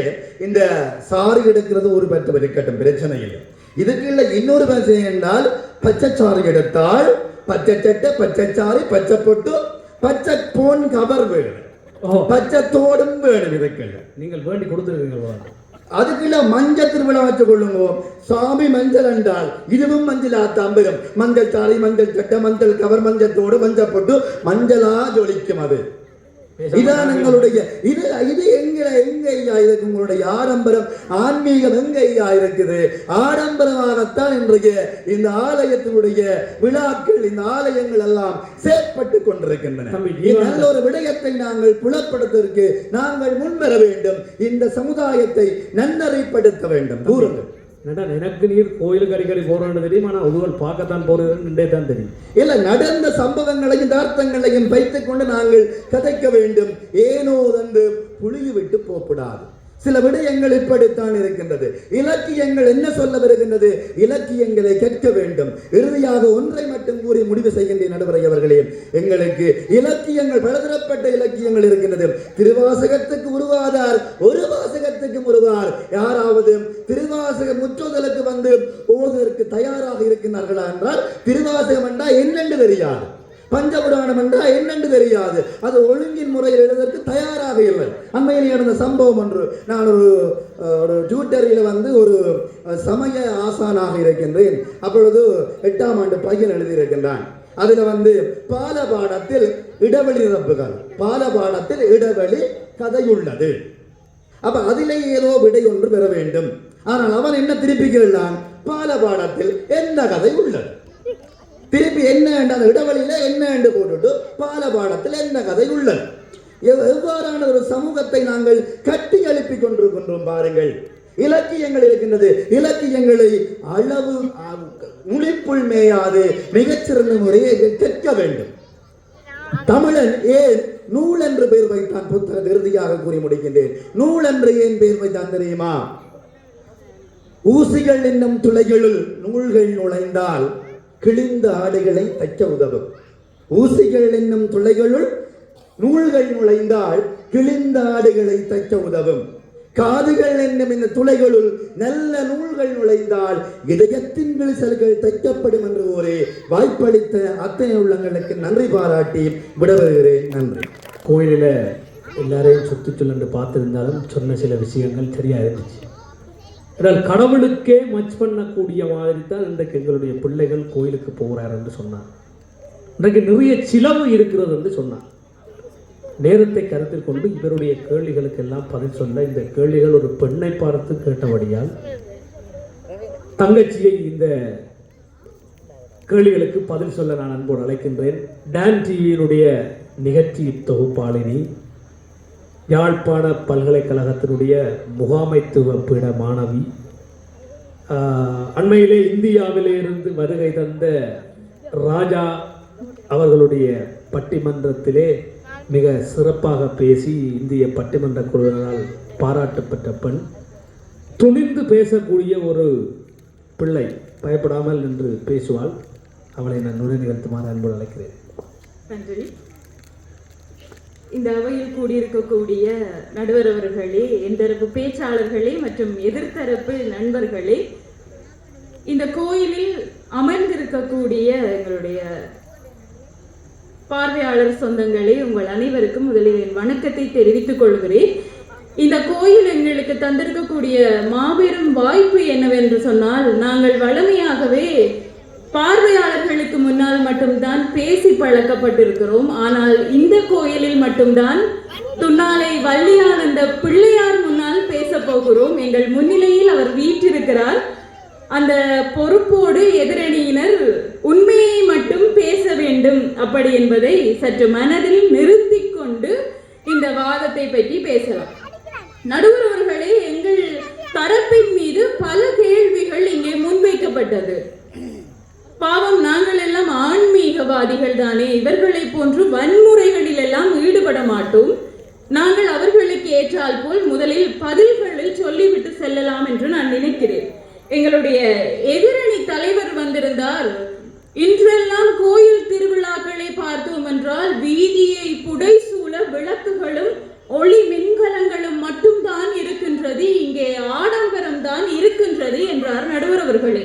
ஒரு காலத்தில் நாங்கள் வேறு வழி இல்லாமல் கற்களை உரசி நெருப்பை பற்ற வைத்து எல்லாம் வல்ல எங்களுடைய பெருமானை பார்த்து கொண்டிருந்தோம். இன்னொரு காலத்தில் விளக்குகளை ஏற்றி நாங்கள் அவருடைய திருவடிகளை பணிந்தவர்களாக இருந்தோம். இன்று எங்கள் கைவசம் இத்தனை மின் விளக்குகள் இருக்கின்றது, வர்ண விளக்குகள் இருக்கின்றது என்கின்ற பொழுது அந்த ஆண்டவனை அழகுபடுத்தி பார்க்கக்கூடிய ஒரு நப்பாசை கூட எங்களுக்கு இருக்கக்கூடாதா? அதற்கு பேர் ஆடம்பரம் தான் என்றால் முதலில் இவர்கள் ஆன்மீகம் என்றால் என்ன, ஆடம்பரம் என்றால் என்ன என்பதை புரிந்து கொள்ள வேண்டும். அதையும் விட எங்களுடைய எதிரணி தலைவர் இன்னும் ஒரு விடயத்தை முன்வைத்திருந்தார். இந்த கோயில்களில் எல்லாம் ஏசிபியை வைத்து தேர் இழுக்கக்கூடிய நிலைமையில் எங்கள் கோயில்கள் வந்து விட்டது, இளைஞர்கள் எல்லாம் எங்கே என்று கேட்டார்கள். நடுவர் அவர்களே, எங்கள் நாட்டில் பல சட்டங்கள் இளைஞர்களை நோக்கி பாய்கின்ற நிலைமையில் பலர் தன்னுடைய தங்கைக்கு திருமணம் செய்து வைக்க வேண்டும், தாய் தகப்பன் பட்டிருக்கக்கூடிய கடன்களை எல்லாம் அடைக்க வேண்டும் என்று, அது ஒரு சின்ன நாடாக இருந்தாலும் பரவாயில்லை, உச்சி வெயில் மண்டையை பிளந்தாலும் பரவாயில்லை என்று பலர் கட்டுநாயக்க விமானத்தை எடுத்துக்கொண்டு பறந்து விட்டார்கள். பலரை எங்கள் தேசத்திலேயே குழி தோண்டி புதைத்து விட்டார்கள். இப்படிப்பட்ட நிலையில் இன்றும் தமிழன் ஏசிபி வைத்தாவது தேரை இழுக்கின்றானே என்று நீங்கள் சந்தோஷப்பட்டுக் கொள்ளுங்கள் நடுவர் அவர்களே. எதிரணியினர் முதலில் இதை புரிந்து கொள்ள வேண்டும். அதையும் தாண்டி இந்த அன்னதானம் என்ற ஒரு விடயத்தை பற்றி பேசினார்கள். ஆன்மீகம் எதை சொல்லி தருகின்றது? பசித்திருப்பவனுக்கு உணவு வழங்கு என்றுதான் சொல்லி தருகிறதே தவிர நீ ஒருவேளை சோறு மட்டும் 2 கறி 1 பருப்பு அப்பளம் பொரியலோட கொடுத்தா மட்டும் காணும் என்று எங்களுக்கு சொல்லவில்லை. இப்ப ஞாபகப்படுத்தாங்க, பசிக்குது. இப்படி இருக்கின்ற பொழுது நாங்கள் காலை உபயம் என்ற ஒரு வாய்ப்பினூடாக காலை ஒரு சாப்பாடு கொடுக்கிறோம், மதியம் கொடுக்கிறோம், இரவு கொடுக்கிறோம். அதிலும் எங்கள் நாட்டில் அரிசிக்கு தட்டுப்பாடு, மாக்கு தட்டுப்பாடு, உப்புக்கு தட்டுப்பாடு, எல்லாம் தட்டுப்பாடு இருக்கக்கூடிய நிலையில் இப்படி திருவிழாக்களின் மூலம் 3 நேரமும் வயிறு நிரப்பிக் கொள்ளலாம் என்று நினைக்கக்கூடிய மக்கள் எங்கள் தேசத்தில் வாழ்ந்து கொண்டுதான் நடுவரவர்கள் இருக்கிறார்கள். ஆன்மீகம் பசித்தவனுக்கு புசித்து பழகு என்று சொல்லிக் கொடுத்தது என்று சொன்னால் இந்த திருவிழாக்களின் மூலம் எங்கள் ஆன்மீகம் எல்லாம் திளைத்துத்தான் நிற்கின்றதே தவிர அது விளைத்து போகவில்லை என்பதை எங்களுடைய எதிரணியினர் புரிந்து கொள்ள வேண்டும். எனக்கு இருக்கக்கூடிய மிகப்பெரிய குற்றச்சாட்டு என்னவென்று சொன்னால், இந்த எதிரணியினுடைய 2ஆம் பேச்சாளர் ஒரு இந்து நாகரிக ஆசிரியர். அவர் ஆடம்பரம் தான் இருக்கிறது, ஆடம்பரம் தான் இருக்கிறது என்று இடைக்குள்ள இந்த பேரண்ட்ஸுக்கு கணிப்பீடு வைக்கிற மாதிரி பஞ்சபுராணம் தெரியுமா, தேவாரம் தெரியுமா என்று பேரண்ட்ஸ் மீட்டிங்ல கதைக்கிற மாதிரி கதைச்சிட்டு போயிருந்தார். நடுவர் அவர்களே, இன்னமும் இந்து சமயமும் இந்து நாகரிகமும் மட்டுமல்ல, பல சமயங்கள் இந்த தேசத்தில் ஆன்மீகத்தை விளைத்துக் கொண்டுதான் இருக்கின்றது. அதற்கு மிகப்பெரிய உதாரணம் அது மட்டுமல்ல, இந்த எதிரணியினுடைய 2ஆம் பேச்சாளருக்கு இருக்கக்கூடிய மிக பிரச்சனையே, நாங்கள் எங்களுடைய சாரி போர்டருக்கு ஏற்ற மாதிரி சாரி கலர் சூஸ் பண்றதுதான் இவருக்கு இருக்கக்கூடிய பெரிய பிரச்சனை. ஆனா அந்த அவரு ஒரு வடிவ பாத்தீங்கன்னா தெரியும், வேட்டி கரைக்கு ஏத்த மாதிரி இவன் மட்டும் ஷர்ட் போடுவினமா. ஆனா நாங்களே இப்பதான் பாக்குறோம், மஞ்சள் வேட்டி மஞ்சள் ஷர்ட். ஆனா நாங்கள் மட்டும் மஞ்சள் பொட்டு, கார்த்திகா மஞ்சள் பொட்டு. இப்படி இருக்கைக்குள்ள நாங்கள் மட்டும் எங்களுக்கு ஏத்த மாதிரி ஒரு சாரி எடுக்க கூடாது. அதிலும் சொன்னார், தாங்கள் எல்லாம் ஒரு தன்னுடைய மனைவியை கடைக்கு கூட்டி கொண்டு போய் சாரி எடுக்கிறதுக்கு அல்லோல கல்லோல படுறோம் அப்படி என்று சொல்லி. இன்னும் ஒரு சந்தேகம் என்னவென்று சொன்னால், இவருக்கு இன்னும் திருமணமாக இல்லை. அப்ப இவர் யாற்ற மனைவியை கூட்டிக் கொண்டு போனார் என்பதும் எனக்கு 2வது சந்தேகமாக இருக்கிறது. போய் ரக்கி போட்டு அம்மாட்ட சொல்லி கொடுப்போம், முடிவு ஒரு பிரச்சனை இருக்கு. அது மட்டுமல்லாமல் எங்களுடைய எதிரணி தலைவரும் ஒரு கருத்தை கூறுகிறார். எங்களுக்கெல்லாம் கோயிலுக்கு வந்தால் ஆன்மீகமாக இருக்கவில்லை, மனம் சஞ்சலப்படுகிறது. ஒரு பக்கம் ஒளி விளக்கு, இன்னொரு பக்கம் பொம்பளை பிள்ளைகள் காதுல தோடு, கையில காப்பு என்று போட்டுக்கொண்டு வாரார்களே என்று இவர் சொன்னார். இது உங்களோட பிரச்சனை, இது திருவிழாண்ட பிரச்சனை இல்லை, இது உங்களுக்கு இருக்கிற பிரச்சனை. நீங்கள் கோயிலுக்கு வந்தால் சாமியை மெய்யன்போடு வழிபட்டுட்டு வீட்டு போக வேண்டியதானே. அதுவும் பத்தாததுக்கு உபயகாரர்கள் என்ன செய்கிறார்கள்? இடியப்பம் புட்டு என்று உங்களுக்கு இரவுக்கும் அவிச்சு கொட்டுகிறார்கள். அதை சாப்பிட்டு விட்டு நீங்கள் வீட்டு போக வேண்டியதானே. நீங்கள் கோயிலுக்கு வேற நோக்கத்தோட வந்து திருவிழாக்கள் ஆடம்பரமாக இருக்கிறது, திருவிழாக்கள் ஆன்மீகமாக இல்லை என்று திருவிழாக்கள் மீதும் பக்தர்கள் மீதும் அபாண்டமான பழிகளை போட்டிக் கொண்டிருக்கிறார்கள் இந்த எதிரணிக்காரர்கள். நடுவர்களே, இன்னும் ஒன்று, இந்த எதிரணியிலே எனக்கு பிரச்சனையே இந்த 2ஆம் பேச்சாளரோட தான்.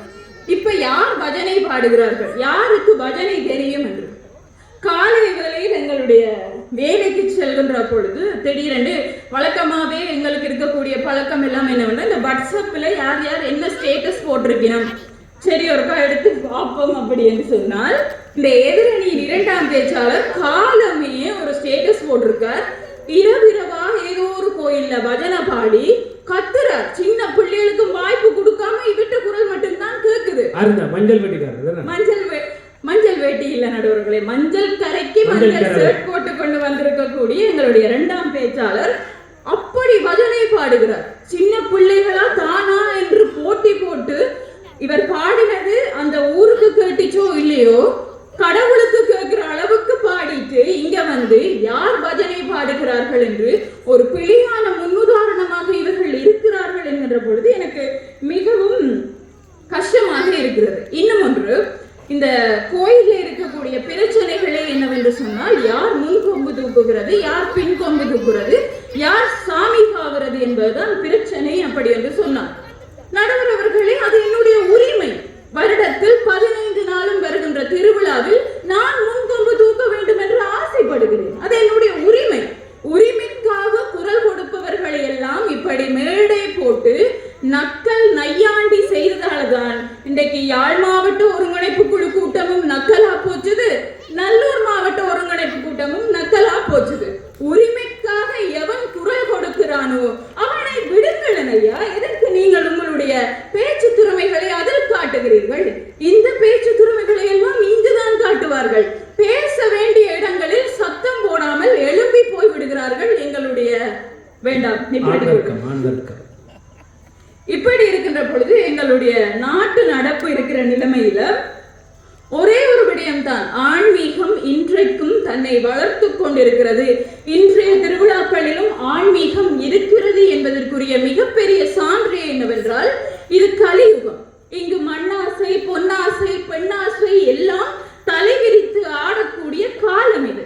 போட்டியும் பொறாமையும் நீயா நானா என்று முந்திக் கொண்டு நிற்கக்கூடிய இந்த காலத்திலும் ஆன்மீகம் என்ற பெயரில் எத்தனை சனம் இங்கு கூடி இருக்கின்றது.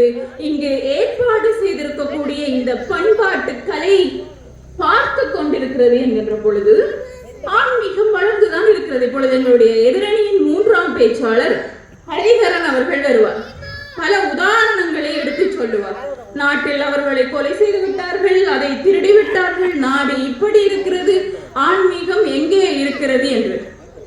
இன்று காலமே தான் சொன்னார், நாங்கள் ஒரு தீர்த்தக்கேணி கோயில கட்டுறதுக்கு எவ்வளவு பாடுபட்ட நாங்கள் தெரியுமா? படியங்கள் எல்லாரும் நின்று எவ்வளவு கஷ்டப்பட்டு ஒரு தீர்த்தக்கேணியை கட்டினாங்கள் தெரியுமா? ஒரு டிகிரி எடுத்திருக்கிறார், ஒரு நல்ல வேலையில இருக்கிறார், ஒரு மணித்தியாலும் ஓவர் டைம் செஞ்சாலே நாங்கள் ஒரு நாளைக்கு வாங்குற சம்பளத்தை வாங்கி கொண்டிருக்கிறார்.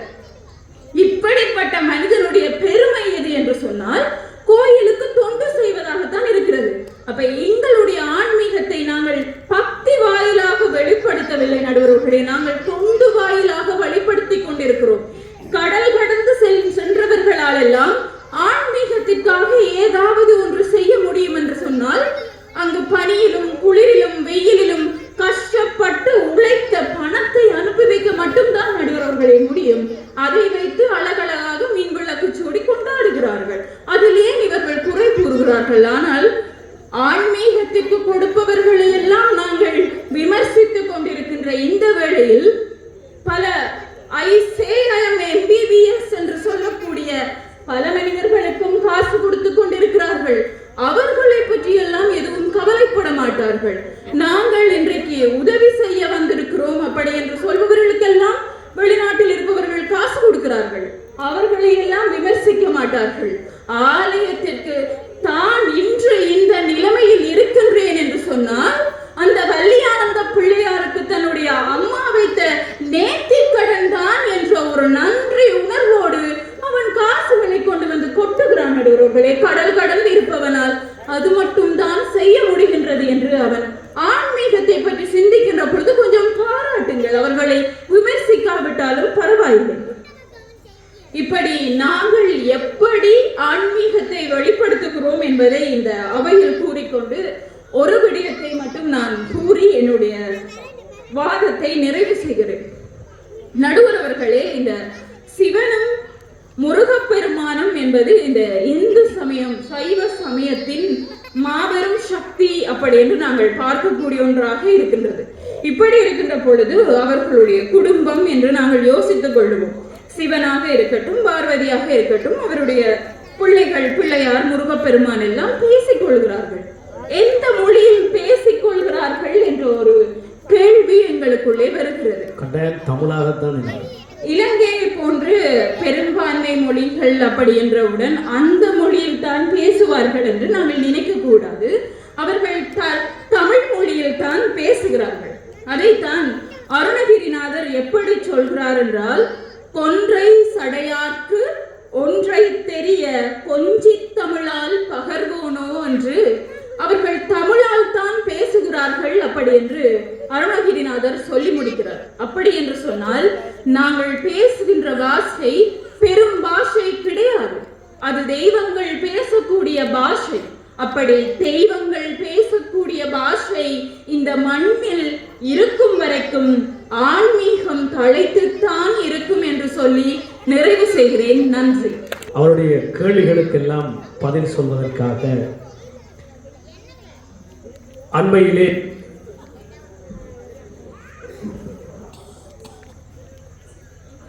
உலகளாவிய ரீதியிலே பல்கலைக்கழக அணிகளுக்கு இடையிலே நடைபெற்ற போட்டியில் சர்வதேச ரீதியிலே முதலிடம் பெற்ற பேச்சாளர், சர்வதேச ரீதியிலே முதலிடம் பெற்ற பேச்சாளர், இளம் கலைஞன், ஈழத்து குரல் என்று சொல்லி ஒரு டியூட்டி ஒன்றை நடத்தி அதிலே பல எதிரிகளை சம்பாதித்து பல லட்சங்களை முளைத்து ஆணித்தரமான பல கருத்துக்களை முன்வைக்கின்றவர். தங்கச்சி கார்த்திகாயினியோட சேர்ந்து விடியக்கால 5 மணிக்கு டான் டிவியில் வணக்கம் தமிழகம் என்ற மாதிரி ஒரு நிகழ்ச்சியை செய்கின்ற டான் டிவியினுடைய ஒரு உத்தியோகஸ்தர். அதை விட இந்த உணவு கட்டுப்பாட்டு துறை, இங்கெங்கேயாவது சாப்பாட்டு கடைகள் பிரச்சனை என்ன சொல்லுங்க, வந்து பிடிச்சோண்டு போவார். உணவு தர கட்டுப்பாட்டு துறையிலே அரச உத்தியோகம் இருந்து கொண்டிருக்கின்ற தம்பி ஹரிஹரன் அவர்களை தன்னுடைய நிகழ்த்துமாறு அன்போடு அழைக்கிறேன். நன்றி. எழுதி தந்ததை விட அதிகமாகவே புகழ்ந்திருக்கக்கூடிய நடுவர் அவர்களுக்கு நன்றியை கூறிக்கொண்டு, நீங்கள் தந்த 5000 ரூபாய்க்கு அவ்வளோ தான் பேசலாம். பட்டிமன்றத்தை நிறைய 500 ரூபா தான்.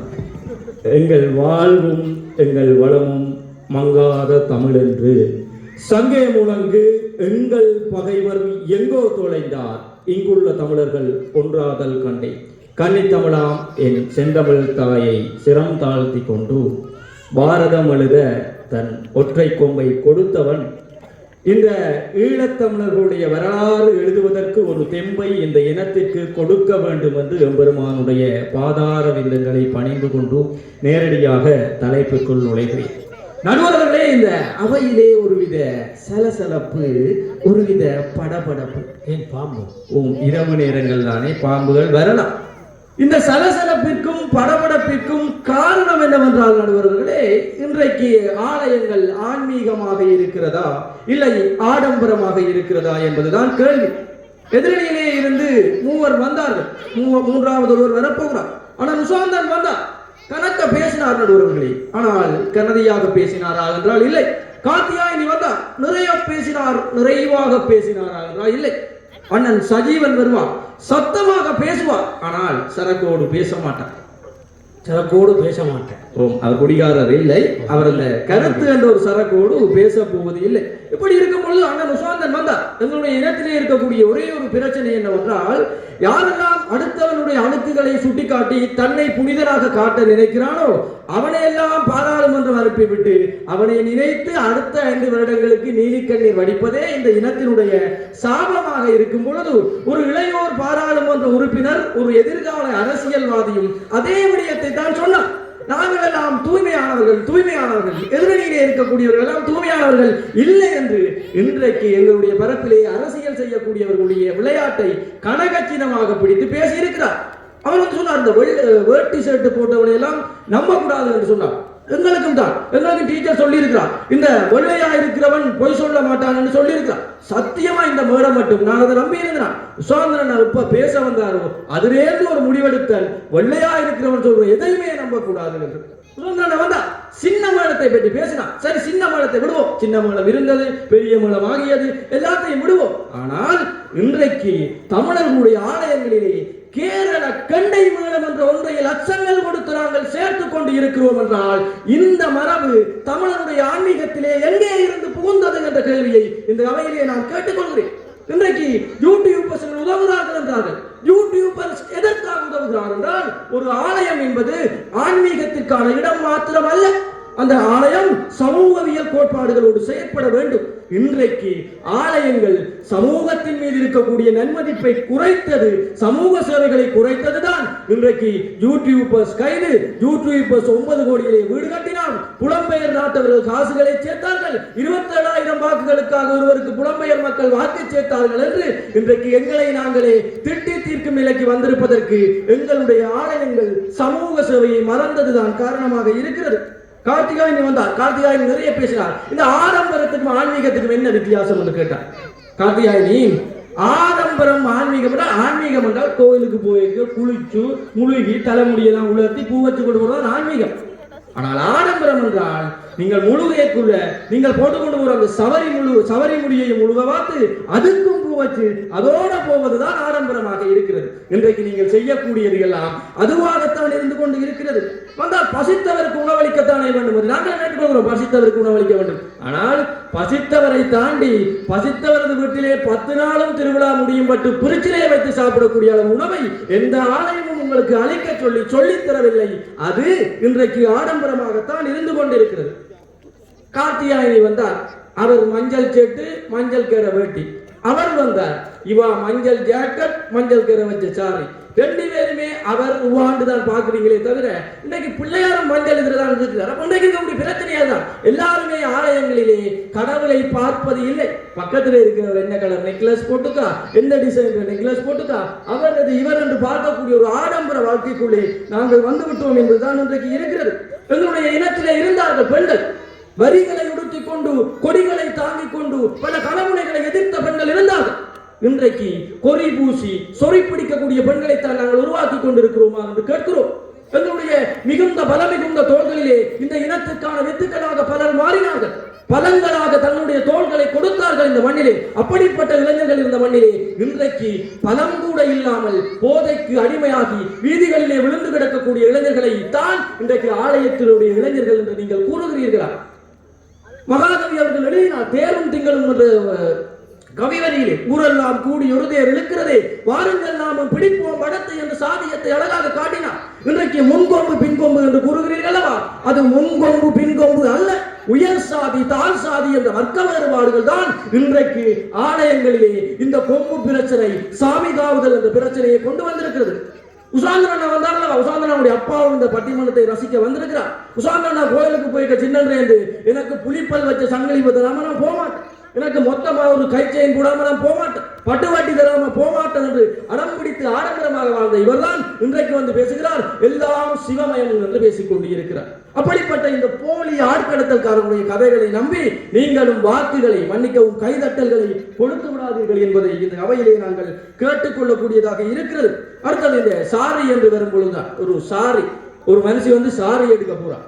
சாரி எடுக்க போனோன்னே என்ன செய்யறாண்டா அவையெல்லாம் கேட்கணும் வடிவான சாரி ஒன்று எடுத்துட்டு கோயிலுக்கு வந்துட்டான். அப்போ பக்கத்து வீட்டு மனுஷன் கோயிலை வச்சு கேட்கிறான், இப்படியே இவ்வளோ வசதியான சாரி எடுத்துக்க உங்க புருஷனுக்கு தெரியுமோ? நான் எடுத்தது கடைக்காரருக்கே தெரியாது, பிறகு எங்க புருஷனுக்கு தெரியும். அப்ப களம் களம். அப்ப ஆலயங்களுக்குள் நாங்கள் ஆடம்பரமாக வர வேண்டும் என்று களவுகள் நடக்கிறது. இந்த ஒரு நண்பர், அதான் ஜீவானந்தனுடைய வீட்டிற்கு செல்கிறேன். ஜீவானந்தனா வீட்டு வாசலை திறந்து தட்டுகிறேன். கோயிலுக்கு மறுபடி கொடியேறிட்டு ஜீவானந்தனாவை கோயிலுக்கு அழைப்பதற்காக செல்கிறேன். அப்ப பார்த்தா ஜீவானந்தனாவுடைய மனைவி மாதிரி ஒருவர் இரவு உடையிலே அங்கே அமர்ந்திருக்கிறார். அப்ப இரவு உடையிலே அமர்ந்திருக்கும் அவருடைய மனைவி தான் இவர் கோயிலுக்கு போயிட்டார் என்று விட்டு நான் சரி என்று அந்த வாசலை விட்டு திரும்புகிறேன். அப்ப அந்த உருவம் அங்கிருந்து கூப்பிடுகிறது, இஞ்சவா இஞ்சவான்னு. இது என்னடாப்பா ஜீவன் அவன் வீட்டுற இல்ல, அங்கே இருந்து ஒரு ஆள் கூப்பிடுது, போவோமோ விடுவோமோ கிட்ட கிட்ட போனா ஜீவானா என்ன செய்யறாருன்னா நைட்டியில போட்டுக்கொண்டு இருக்கிறார். நைட்டியோட போட்டுக்கொண்டு ஒரு மியூசியம் வச்சுக்கொண்டு இருக்கிறார். ஆனா ஏன்னா வைஃப் உடுப்பை போட்டு கொண்டு இருக்கிறீங்கன்னா மனுஷி சொல்லிட்டு போனவாம், வீட்டில் இருக்கிற நகைகள் சாரிகள் எல்லாம் கட்டி கொண்டு நான் கோயிலுக்கு போறேன். நான் கோயிலுக்கு போனது தெரிஞ்சா வீட்டை கள்ளன் பூந்துருவான். அப்ப வீட்டை நான் இருக்கிற மாதிரி நீங்க நைட்டியை போட்டுக்கொண்டு இருக்கோ, நான் கோயிலுக்கு போயிட்டு வரேன்னு சொல்லி இருக்கக்கூடிய இந்த சமூகத்திலே, இப்படி ஆடம்பரமாக வாழ்ந்து கொண்டிருக்கக்கூடிய சமுதாயத்திலே இதை நீங்கள் பேசிக்கொண்டு இருக்கிறீர்கள். அதே மாதிரிதான் ஜீவானாவுக்கு 2 குழந்தைகள் இருக்கிறார்கள். அப்ப ஜீவானா வேலைகள் இல்லாமல் இருக்கிற காலத்திலே 2 குழந்தைகள் உருவாகியது. அப்படி இருக்கும்போது ஒரு நாள் அவருடைய மனைவி கோயில்களுக்கு செல்வது வளமை, இந்த கோயில் கொடியேறி விட்டது. அவர் அரசாங்க வேலையிலே இருக்கிறார். அப்ப ஒவ்வொரு நாளும் அங்கே இருந்து போனடிச்சு பகல் திருவிழாக்கு போறதுல இரவு திருவிழாக்கு போறதுக்காண்டி இவரை சொல்றது வீட்டு ஏறுங்கோ, என்ன ஏற்றி இறக்கணும் மாட்டேன். அப்ப இவருக்கு கோல் அடிக்கிறது, எங்க இருக்கிறீங்க? வீட்டை தான் இருக்கிறேன். அப்போ இந்த கிரைண்டர் ஒருக்கா போட்டு காட்டுங்க. இவர் ஓடி போய் கிச்சனுக்கு இருக்கிற கிரைண்டரை போட்டு காட்டுவார். அது ஒரு நல்ல சவுண்ட் ஒன்று போட்டு ஒவ்வொரு நாளும் இவரும் கிரைண்டரை போறதும் அவாம் ரைட், இவர் வீட்டை தான் இருக்கிறேன். அன்றைக்கு சப்பர தண்டு. அப்ப மனுஷி வீட்டை வருவணும் பண்ணிட்டு ஹாஃப் டே லீவோட வீட்டை வந்துரு. வீட்டை வந்தா வீட்டை 2 பிள்ளைகளும் வாசல் 2 அடிபடுதுங்க. அடிபட மனுஷனுக்கு இருந்து ஒப்பர் போயிட்டாரு. அப்பர் கிரைண்டரையும் கட்டி கொண்டு தான் கோயில் பக்கம் போயிட்டாரு. அப்ப அப்படிப்பட்ட இவர்கள், அப்படிப்பட்ட ஒரு மனைவிமார்கள், அப்படிப்பட்ட ஒரு ஆடம்பர வாழ்க்கை வாழக்கூடிய இந்த சமுதாயம் தான் இன்றைக்கு பேசிக் கொண்டிருக்கிறார்கள். அதை தாண்டி நீங்கள் ஒரு அருமையான கதையை சொல்லியிருந்த நல்லூரிலே எட்டி பார்த்து அம்மாவினுடைய சட்டை வெட்டவில்லை என்று. அதேதான் அதே பிள்ளையிடம் கேட்டார்கள், அப்பாவுடைய ஜீன்ஸை பிடித்திருக்கலாம் தானே என்று. அப்பாவுடைய வேட்டியை, அப்பா வேட்டி அணியவில்லை, ஜீன்ஸ் தான் போட்டிருந்தார். அப்ப அதையாவது பிடித்திருக்கிறாங்க, அது அவரை தெரியாமையே வழுக்கி எங்கே வந்து அதை தேடிக்கொண்டு அவர் ஒரு பக்கம் தெரிகிறார்கள். அப்ப இப்படியான ஒரு ஆடம்பர வாழ்க்கையை தான் இன்றைக்கு நாங்கள் வாழ்ந்து, அது ஒரு நாகரிகம் நம்பி ஜீன்ஸை இறக்கி போடுறது ஒரு நாகரிகம். அது என்ன நாகரிகமாக இருக்கட்டும், நாங்கள் ஆலயங்களில் ஆன்மீகத்தை நாகரிகம் இல்லை, நாயகரிகம் ஏதோ ஒரு ரீகமாக இருந்து விட்டு போகட்டும். இன்னொரு விடயம், இறுதியாக ஒரே ஒரு விடயம். இன்றைக்கு நீங்கள் ஆலயங்களாக பார்க்கிறீர்கள் அல்லவா? 2009 முள்ளிவாய்க்காலிலே எத்தனையோ மக்களை நாங்கள் பறிகொடுத்தோம். எங்களுடைய இனத்திற்கென்று இருந்தவர்கள் இல்லாமல் போகிற கட்டாயம் வரும் பொழுது எங்களை எல்லாம் பாதுகாவலாக பார்த்துக் கொண்டு இருந்தது வற்றாப்பிள்ளை கண்ணகி அம்மனும் எங்களுடைய மன்னார் மடுமாலாவாகவும் தான் இருந்தார். ஆலயங்கள் மீது அவ்வளவு பெரிய ஒரு நம்பிக்கையை வைத்திருந்தோம். 2 கரங்களை கூப்பி வற்றாப்பிள்ளை கண்ணகி அம்மனை நோக்கி நந்திக்கடலோடு நந்திக்கடலாக நின்று அழுதோம்.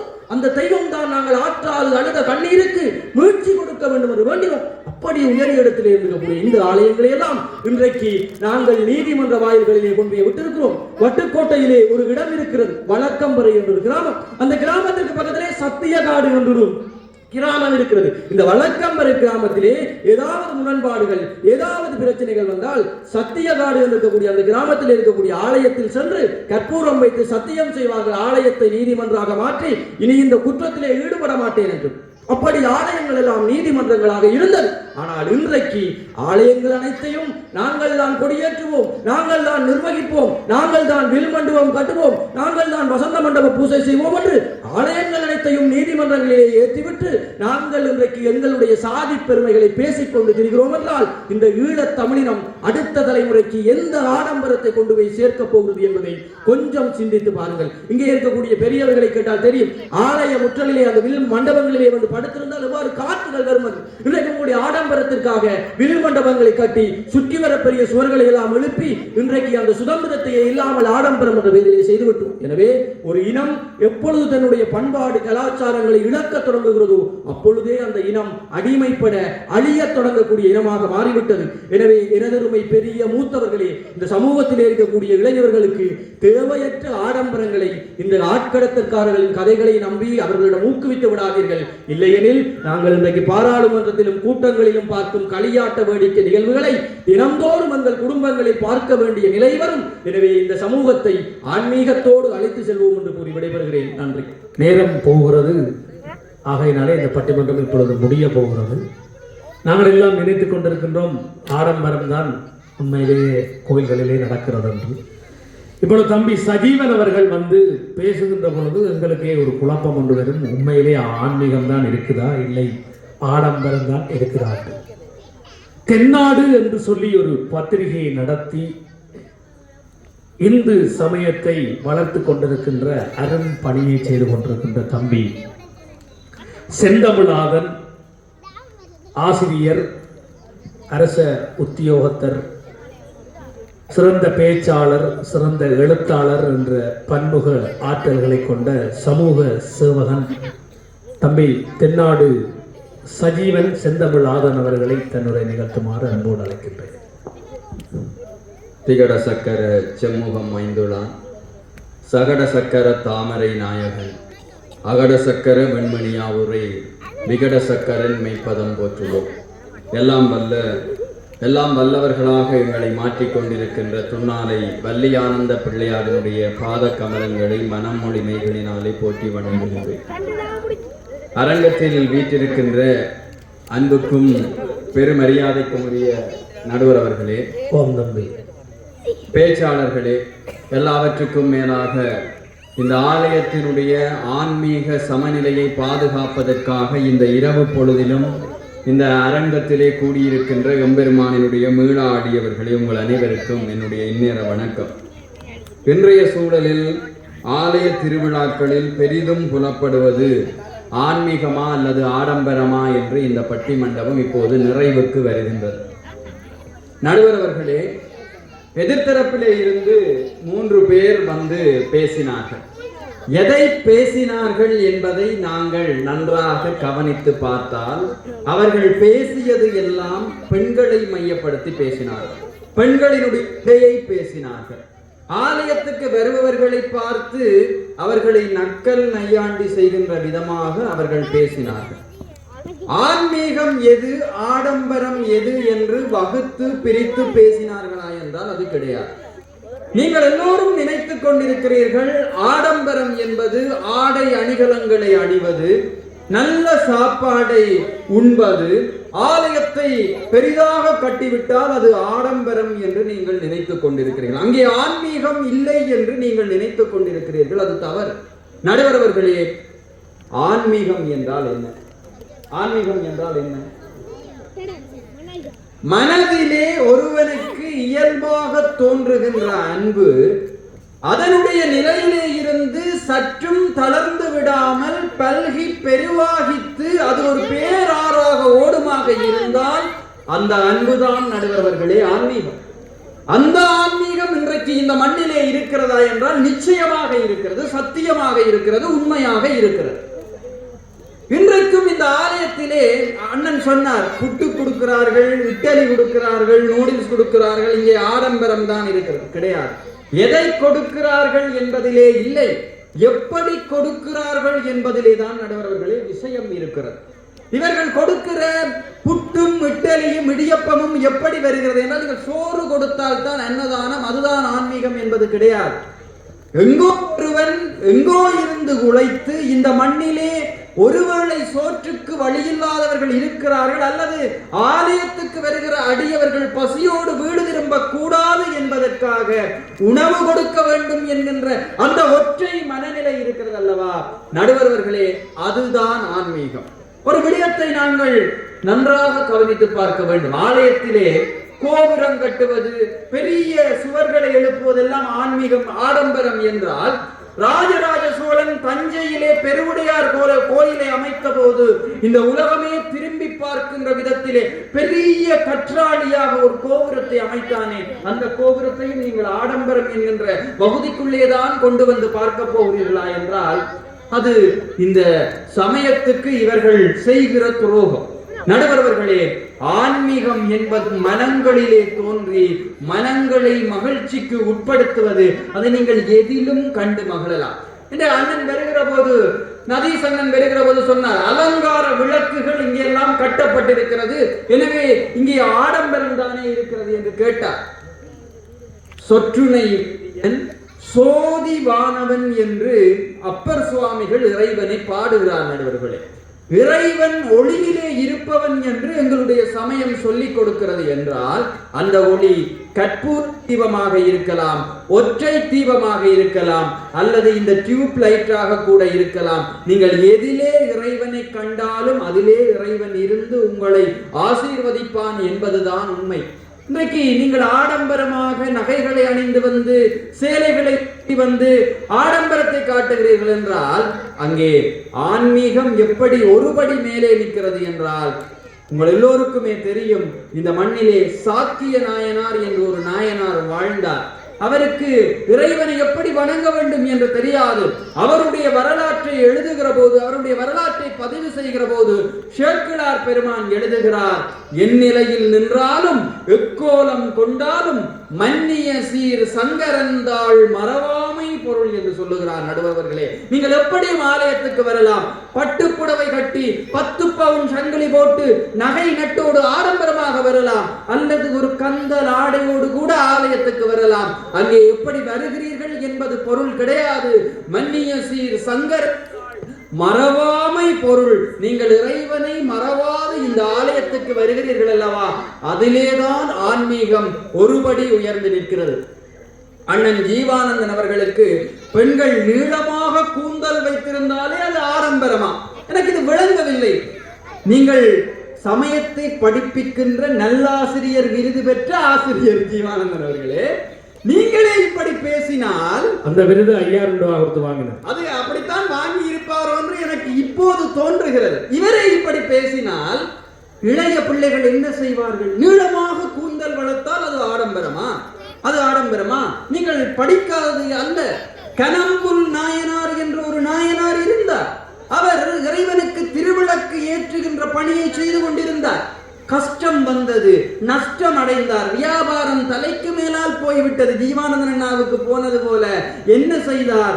அக்கத்தில போய் ஒரு ஊரில விளைந்திருந்த கனம் புட்களை எல்லாம் அறுத்து வந்து பிரியாக்கி எல்லோரிடமும் கடன்பட்டு எண்ணெய் வாங்கி விளக்கேறிட்டார். ஒரு நாள் கனம்புட்களும் இல்லாமல் போனது. இறைவனிடத்திலே இருந்து அழுதார், சிந்தித்தார், என்ன செய்யலாம் என்று யோசித்தார். இன்றைக்குத்தான் நாங்கள் இப்படி கட்டையாக தலைமையில் வைத்திருக்கிறோம், ஆனால் அந்த காலத்திலே எல்லாம் ஆண்களும் நீட்டாகத்தான் தலைமையில் வைத்திருந்தார்கள். தன்னுடைய தலைமுடியையே திரியாக்கி இறைவனுக்கு திருவிளக்கு ஏற்றினார். எனவே எப்படி வணங்குகிறோம்? நீட்டாக முடி வளர்த்திருந்தால் அது ஆடம்பரம், அதெல்லாம் கிடையாது. அதை வைத்துக்கொண்டு நாங்கள் எதை செய்ய போகிறோம், இந்த மண்ணுக்கும் இந்த ஆன்மீகத்துக்கும் நாங்கள் எதை கொடுக்க போகிறோம் என்பதுதான் முக்கியம். அண்ணன் இன்னொரு விடயத்தை சொன்னார். பூ போட்டு கும்பிடுறது அதெல்லாத்தையும் சொல்லி போட்டு சொன்னார், இசை பாடித்தான் இறைவனை வணங்க வேண்டும். மற்ற நீ வன்மை பேசி வன்றொண்டன் எனும் நாமம் பெற்றனை நமக்கும் அன்பிற் சிறகி பெருகிய சிறப்பின் மிக்க அர்ச்சனை பாட்டையாகும், ஆதலால் மண்மேல் நம்மை சொற்றமிழ் பாடுக என்று அவர் சொன்னார். ஆனால் இசை பாடுவது என்பதும் எங்களுடைய ஆன்மீகம்தான். சலம்பூவோடு தூவம் மறந்தறியேன், தமிழோடு இசை பாடல் மறந்தறியேன் என்று அப்பர் சுவாமிகள் பாடுகிற போது ஒரு ஒழுங்குமுறை இருக்கிறது. இங்கே ஆலயத்திலே ஐயாமார் இருக்கிறார்கள். எதற்கு பிறகு செய்ய வேண்டும் என்று ஆகமம் விதித்த அடிப்படையிலே தான் ஆலயம் இன்றைக்கு நடக்கிறதே தவிர ஆடம்பரம் விதித்த அடிப்படையில் எந்த ஆலயமும் நடக்கவில்லை. சிவாச்சாரியார்கள் எல்லாம் முறைப்படி ஆகமத்தை கற்று வந்துதான் ஆன்மீக ரீதியிலே ஆலயங்களை நடாத்துகிறார்கள். ஆடம்பரமாக உங்களுடைய கண்களுக்கு தோன்றுகின்ற பொருட்களிலெல்லாம் ஆண்டவன் தான் இருந்து அருள் பாலிக்கிறான் என்பதை இந்த சபை உணர வேண்டும் என்று சொல்லி வாய்ப்புக்கு நன்றி பாராட்டி அமைகிறேன். நன்றி, வணக்கம். இப்பொழுது இந்த கேள்விக்கு ஒரு விடை சொல்ல வேண்டிய ஒரு தருணத்திலே நாங்கள் இருக்கின்றோம். ஒரு 2 நிமிடத்திலே இந்த பட்டிமன்றம் முடிந்துவிடும். அதுவரையும் இந்த மைக்கை கவனமாக பார்த்துக்கணும். இன்றைக்கு ஒரு அருமையான தலைப்பிலே இந்த இரவு பொழுதை எல்லோரும் கழித்திருக்கிறீர்கள். ஆலயங்களிலே இன்றைக்கு ஆன்மீகம் உயர்ந்து நிற்கிறதா இல்லை ஆடம்பரம் உயர்ந்து நிற்கிறதா என்று ஒரு கேள்வி எழுந்திருக்கிறது. இங்கே ஆடை அணிகலன்களை எல்லாம் வைத்துக் கொண்டு பலரை கதைத்தார். முந்தைய ஒரு காலத்திலே இருக்கிற ஒரு சேலையை கட்டிவிட்டு சங்கிலி போடாமல் காப்பு போடாமல் குங்குமத்தை வைத்துக் கொண்டு வெறும் காலோடு ஒரு கோயிலுக்கு போய் வந்தவர்களும் இங்கே இருக்கிறார்கள். ஆனால் இன்றைக்கு அப்படி கோயிலுக்கு போக முடியுமா என்று ஒரு கேள்வி கேட்டால் நிச்சயமாக இல்லை என்றுதான் பதில் சொல்ல வேண்டும். ஏனென்றால் இன்று சமூகம் அப்படி மாறி இருக்கிறது. இன்றைக்கு இந்த ஆலயத்திலே போய் நிம்மதியாக கும்பிட்டு அந்த ஆலயத்திலே கொடுக்கின்ற அபிஷேக பொருட்களை வாங்கி கொண்டு ஒரு பஞ்சாமிர்தத்தை சாப்பிட்டு விட்டு வீட்டை போன ஒரு காலம் இருந்துச்சு. ஆனால் இன்றைக்கு எல்லோரும் உயர்ந்த ஆடைகளை அணிய வேண்டும், மற்றவர்கள் எங்களை பார்க்க வேண்டும், எங்களுடைய தகுதி மற்றவர்களுக்கு தெரிய வேண்டும் என்று காட்டுகின்ற ஒரு காட்சிக்கான இடமாக இன்றைக்கு ஆலயங்கள் மாறியிருக்கிறது. பாருங்கள், முந்தின காலத்திலே ஆலயத்திலே பக்தி பாடல்களை பாடுவார்கள். இருந்த இடையிலே இருந்து கொண்டு ஒரு மிருதங்கமும் ஒரு ஹார்மோனியமும் வைத்துக் கொண்டு ஒரு பாடல் பாடுவார்கள். அது ஆன்மீகத்தை வளர்த்தது. ஆனால் இன்றைக்கு என்ன நடக்கிறது என்று சொன்னால், இந்த இசைக்குழுக்களை வைக்கின்ற பொழுது ஆலயத்தினுடைய ஒரு பக்கத்திலே வியாபாரங்கள் நடக்கும், மறுபக்கத்திலே உணவு பண்டங்கள் ஐஸ்கிரீம் விற்பனை நடக்கும், இங்காலி பக்கத்திலே கோஷ்டி நடக்கும். அந்த கோஷ்டிக்கு ஒரு 10 பேர் டான்ஸ் ஆடுவார்கள். அந்த டான்ஸிலே ஒரு சண்டை மூண்டு அந்த சண்டை ஒரு வாழ்வெட்டிலோ அல்லது ஒரு பிரச்சனையிலோ முடிந்து இடையிலே போலீசார் வந்து அந்த நிகழ்ச்சியை நிப்பாட்டி விட்டு போவார்கள். அப்ப இந்த இடத்திலே ஆன்மீகம் வளருதாண்டு பார்த்தால் அடிதடி சண்டை வளருது. தம்பி கரி அவர்கள் பேசினார், இன்றைக்கு எல்லா கோயில்களிலும் சாதி என்கின்ற ஒரு பிரச்சனை வந்து நிற்கிறது. சாதிகள் இல்லையடி பாப்பா என்று பாரதி சொன்னார். அந்த பாரதி தான் சொன்னான், அன்னசத்திரம் 1000 வைத்தலிலும் ஆலயம் 11,000 நாட்டலிலும் ஒரு பள்ளிக்கூடத்தை வைக்கலாம் என்று சொன்னான். ஆனால் இன்றைக்கு மூளைக்கு மூளை, தெருவுக்கு தெரு இன்றைக்கு நிறைய ஆலயங்களை வைத்திருக்கிறோம். தனித்தனியாக ஆலயங்கள் பிரிந்து விட்டன. அதே போல ஒரு கோயில் ஆலயத்தினுடைய வழியிலே குழந்தை பாக்கியம் இல்லாதவர்களை அடியளக்க சொன்னார்கள். ஒவ்வொரு காலையும் எடுத்து வைத்துவிட்டு ஒரு பெண் குளிர்ந்து நிமிர்கிற பொழுது அவளுடைய கற்பப்பையிலே இருக்கிற கொழுப்புக்கள் கரைந்து பலமாகி அவள் கருத்தரிக்கக்கூடிய நிலை உண்டாகும். இன்றைக்கு எத்தனை பேர் அடி இழக்கிறார். பிரதிஷ்டை செய்தவனுக்கு கொலஸ்ட்ரால் நோயே வராது, இதே நோய் இல்லை முந்தி. ஆனால் இன்றைக்கு எத்தனை ஆண்கள் பிரதிஷ்டை பண்ணுகிறார்கள் என்று பார்த்தால் இல்லை. ஆலயத்திலே இந்த உணவை பற்றி கதைத்தார். உண்மையிலே வருத்தமான விடயம். யாழ்ப்பாணம் 2 விஷயத்தால கட்டிருக்கிறது என்று நான் அடையாளம் வச்சு சொன்னேன். என்னன்னு சொன்னால், இப்ப பாருங்க, ஒரு புது வருத்தம் ஒன்று தொடங்கி இருக்கு. ஒரு சைக்கிள் பாஸ்கெட்டுக்குள்ள இருந்து பொடியன் ஒருதனை பார்த்தபடி ஒருவன் பொடியன் சைக்கிள்ல போறான். பாஸ்கெட்ல இந்த பக்கம் பார்த்து கொண்டிருப்பார், உலகிறவர் அந்த பக்கம் பார்த்து கதைச்சு கொண்டு போயிடும். இந்த கலாச்சாரம் எல்லாம் இப்ப வந்தது. வாழை இலையில சாப்பிட்டால் உடம்புக்கு நல்லது, நோய்கள் வராதுன்னு சொன்னார்கள். இன்றைக்கு இல்லை. பாருங்க, எப்போ ஒரு கோயில்ல ஒரு இந்து ஆலயத்துல நூடுல்ஸ் போட வலிக்கிட்டுச்சு நம்ம அண்டையோட அங்க ஆன்மீகம் குலைஞ்சு போச்சு. ஆலயத்துல போடப்பட வேண்டியது ஒரு பஞ்சாமிர்தம், ஒரு சாதம், ஒரு பொங்கல், ஒரு வடை, ஒரு மோதகம் மண்டாரம் ஒரு தம்பி சொல்றான். இதுகளை போட்ட காலம் போய் இன்றைக்கு அது மாறி போச்சு. இன்னொன்று பார்த்தால் வெளிநாட்டில இருந்து திடீரென்று ஒரு ஆள் வந்திருப்பார். இங்க யாராவது நின்றால் குரணனை காணுங்க. அவர் வந்து சொல்லுவார், இந்த மாவள் கலர் அவ்வளவு நல்லா இல்லை ஐயா, அவ்வளவு கலைச்சு போட்டு நாங்கள் அடுத்த மாவளை மாற்றுவோம். அந்த மாவள் போட்டு 1 மாதம் தான் இருக்கு. அப்ப பாருங்க, மாவளை போடுகிறார்கள், பெயிண்ட் அடிக்கிறார்கள். ஒரு கோயிலுக்கு சீடி வெளியிட்டு வருத்தம் வந்து இருக்கு. இந்த கோயிலுக்கு ஒரு 10 பாட்டு செய்து வெளியிட்டா தான் ஒரு சந்தோஷம். அப்ப இப்படி எல்லாம் சிக்கப்படுகிறார்கள். இறைவனை நேரே தரிசித்து ஆண்டவருடைய அருளை பெற விரும்புகிறார்கள். இல்லை, கடவுள் தனியாக கவலைப்பட்டுக் கொண்டிருக்கிறார். நான் நினைக்கிறேன், உண்மையிலேயே ஒரு கோயிலே திருவிழா தொடங்குது என்றால் அந்த கோயிலே இருக்கிற மூலமூர்த்தி உண்மையாதான் சொல்றேன், வெளிக்கிட்டு போய் இன்னொரு கோயில்ல இருந்துட்டு அந்த திருவிழா முடிஞ்ச பிறகுதான் இங்க வருவார். ஏன்னா அவ்வளவு கரைச்சல், அவ்வளவு பிரச்சனை, அவ்வளவு ஆடம்பரம். முதல் திருவிழாக்காரன் 25 டியூப்லைட் கட்டினாங்க, ரெண்டாவது திருவிழாக்காரன் 50, மூன்றாவது 100, நாலாவது 200 இப்படியே லைன்ல போகும். அப்ப இப்படியான சூழ்நிலையிலே இந்த ஆலயங்கள் ஆன்மீகத்தை வளர்க்குதா இல்லை ஆடம்பரத்தை வளர்க்குதா என்ற ஒரு கேள்வி கேட்டால் இன்றைய நிலையிலே பெரும்பாலான ஆலயங்கள் ஆடம்பரத்தை வளர்ப்பதில்தான் அதிகமான எண்ணப்பாட்டை கொண்டிருக்கின்றன. ஆனால் ஆன்மீகத்தில் ஆடம்பரத்தை ஏற்படுத்தி மனநிறைவோடு இறைவனை தொழுது எல்லோரும் இன்புற்று நல்ல வண்ணம் வாழ்வதற்கான வழிமுறைகளை பெரியவர்கள் செய்ய வேண்டும் என்று கேட்டுக்கொண்டு இன்பமே சூழ்க, எல்லோரும் வாழ்க. இந்த சந்தர்ப்பத்துக்கு நன்றி பாராட்டி உங்களிடமிருந்து விடைபெற்றுக் கொள்கின்றோம். நன்றி, வணக்கம். சிந்திக்க வைத்த பட்டிமன்றத்தை வழங்கிய பட்டிமன்ற பேச்சாளர்கள் மற்றும் நடுவர்களுக்கு இன்றைய திருவிழா உபயோகர்கள் சார்பாகவும் ஆலயத்தின் பரிபாலன சபை சார்பாகவும் மக்கள் சார்பாகவும் நன்றிகளையும் வாழ்த்துக்களையும் தெரிவித்துக் கொண்டு அந்த வகையில் பட்டிமன்ற பேச்சாளர்களை கௌரவிக்கும் நிகழ்வு அடுத்து இடம்பெறுகின்றது. அந்த கௌரவிப்பு நிகழ்வை வழங்குமாறு திரு கமலேஸ்வரன் ஐயா அவர்களை அன்று அழைக்கின்றோம். பட்டிமன்ற பேச்சாளர் சார்பில் நதீஷ் அவர்களை அந்த கௌரவத்தை ஏற்றுக்கொள்ளுமாறு அன்பு அழைக்கிறோம்.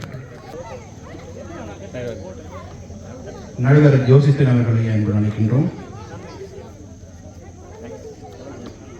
ஜீவானந்தம் அவர்களையும் அன்பு அழைக்கின்றோம்.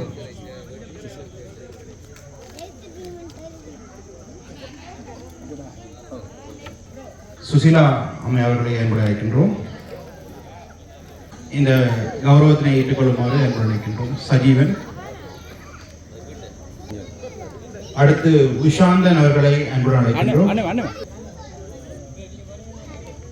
நன்றி, அன்பு அழைக்கின்றோம். இந்த கௌரவத்தை வழங்குமாறு அவர்களை அந்த கௌரவத்தை ஏற்றுக்கொள்ளுமாறு அன்பு அழைக்கின்றோம்.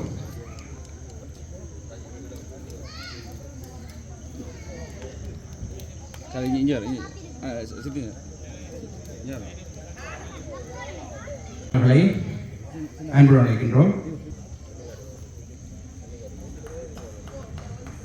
அவர்களை முஸ்பாத்தி டீம் ஆதி அவர்களை அன்பு அழைக்கின்றோம்.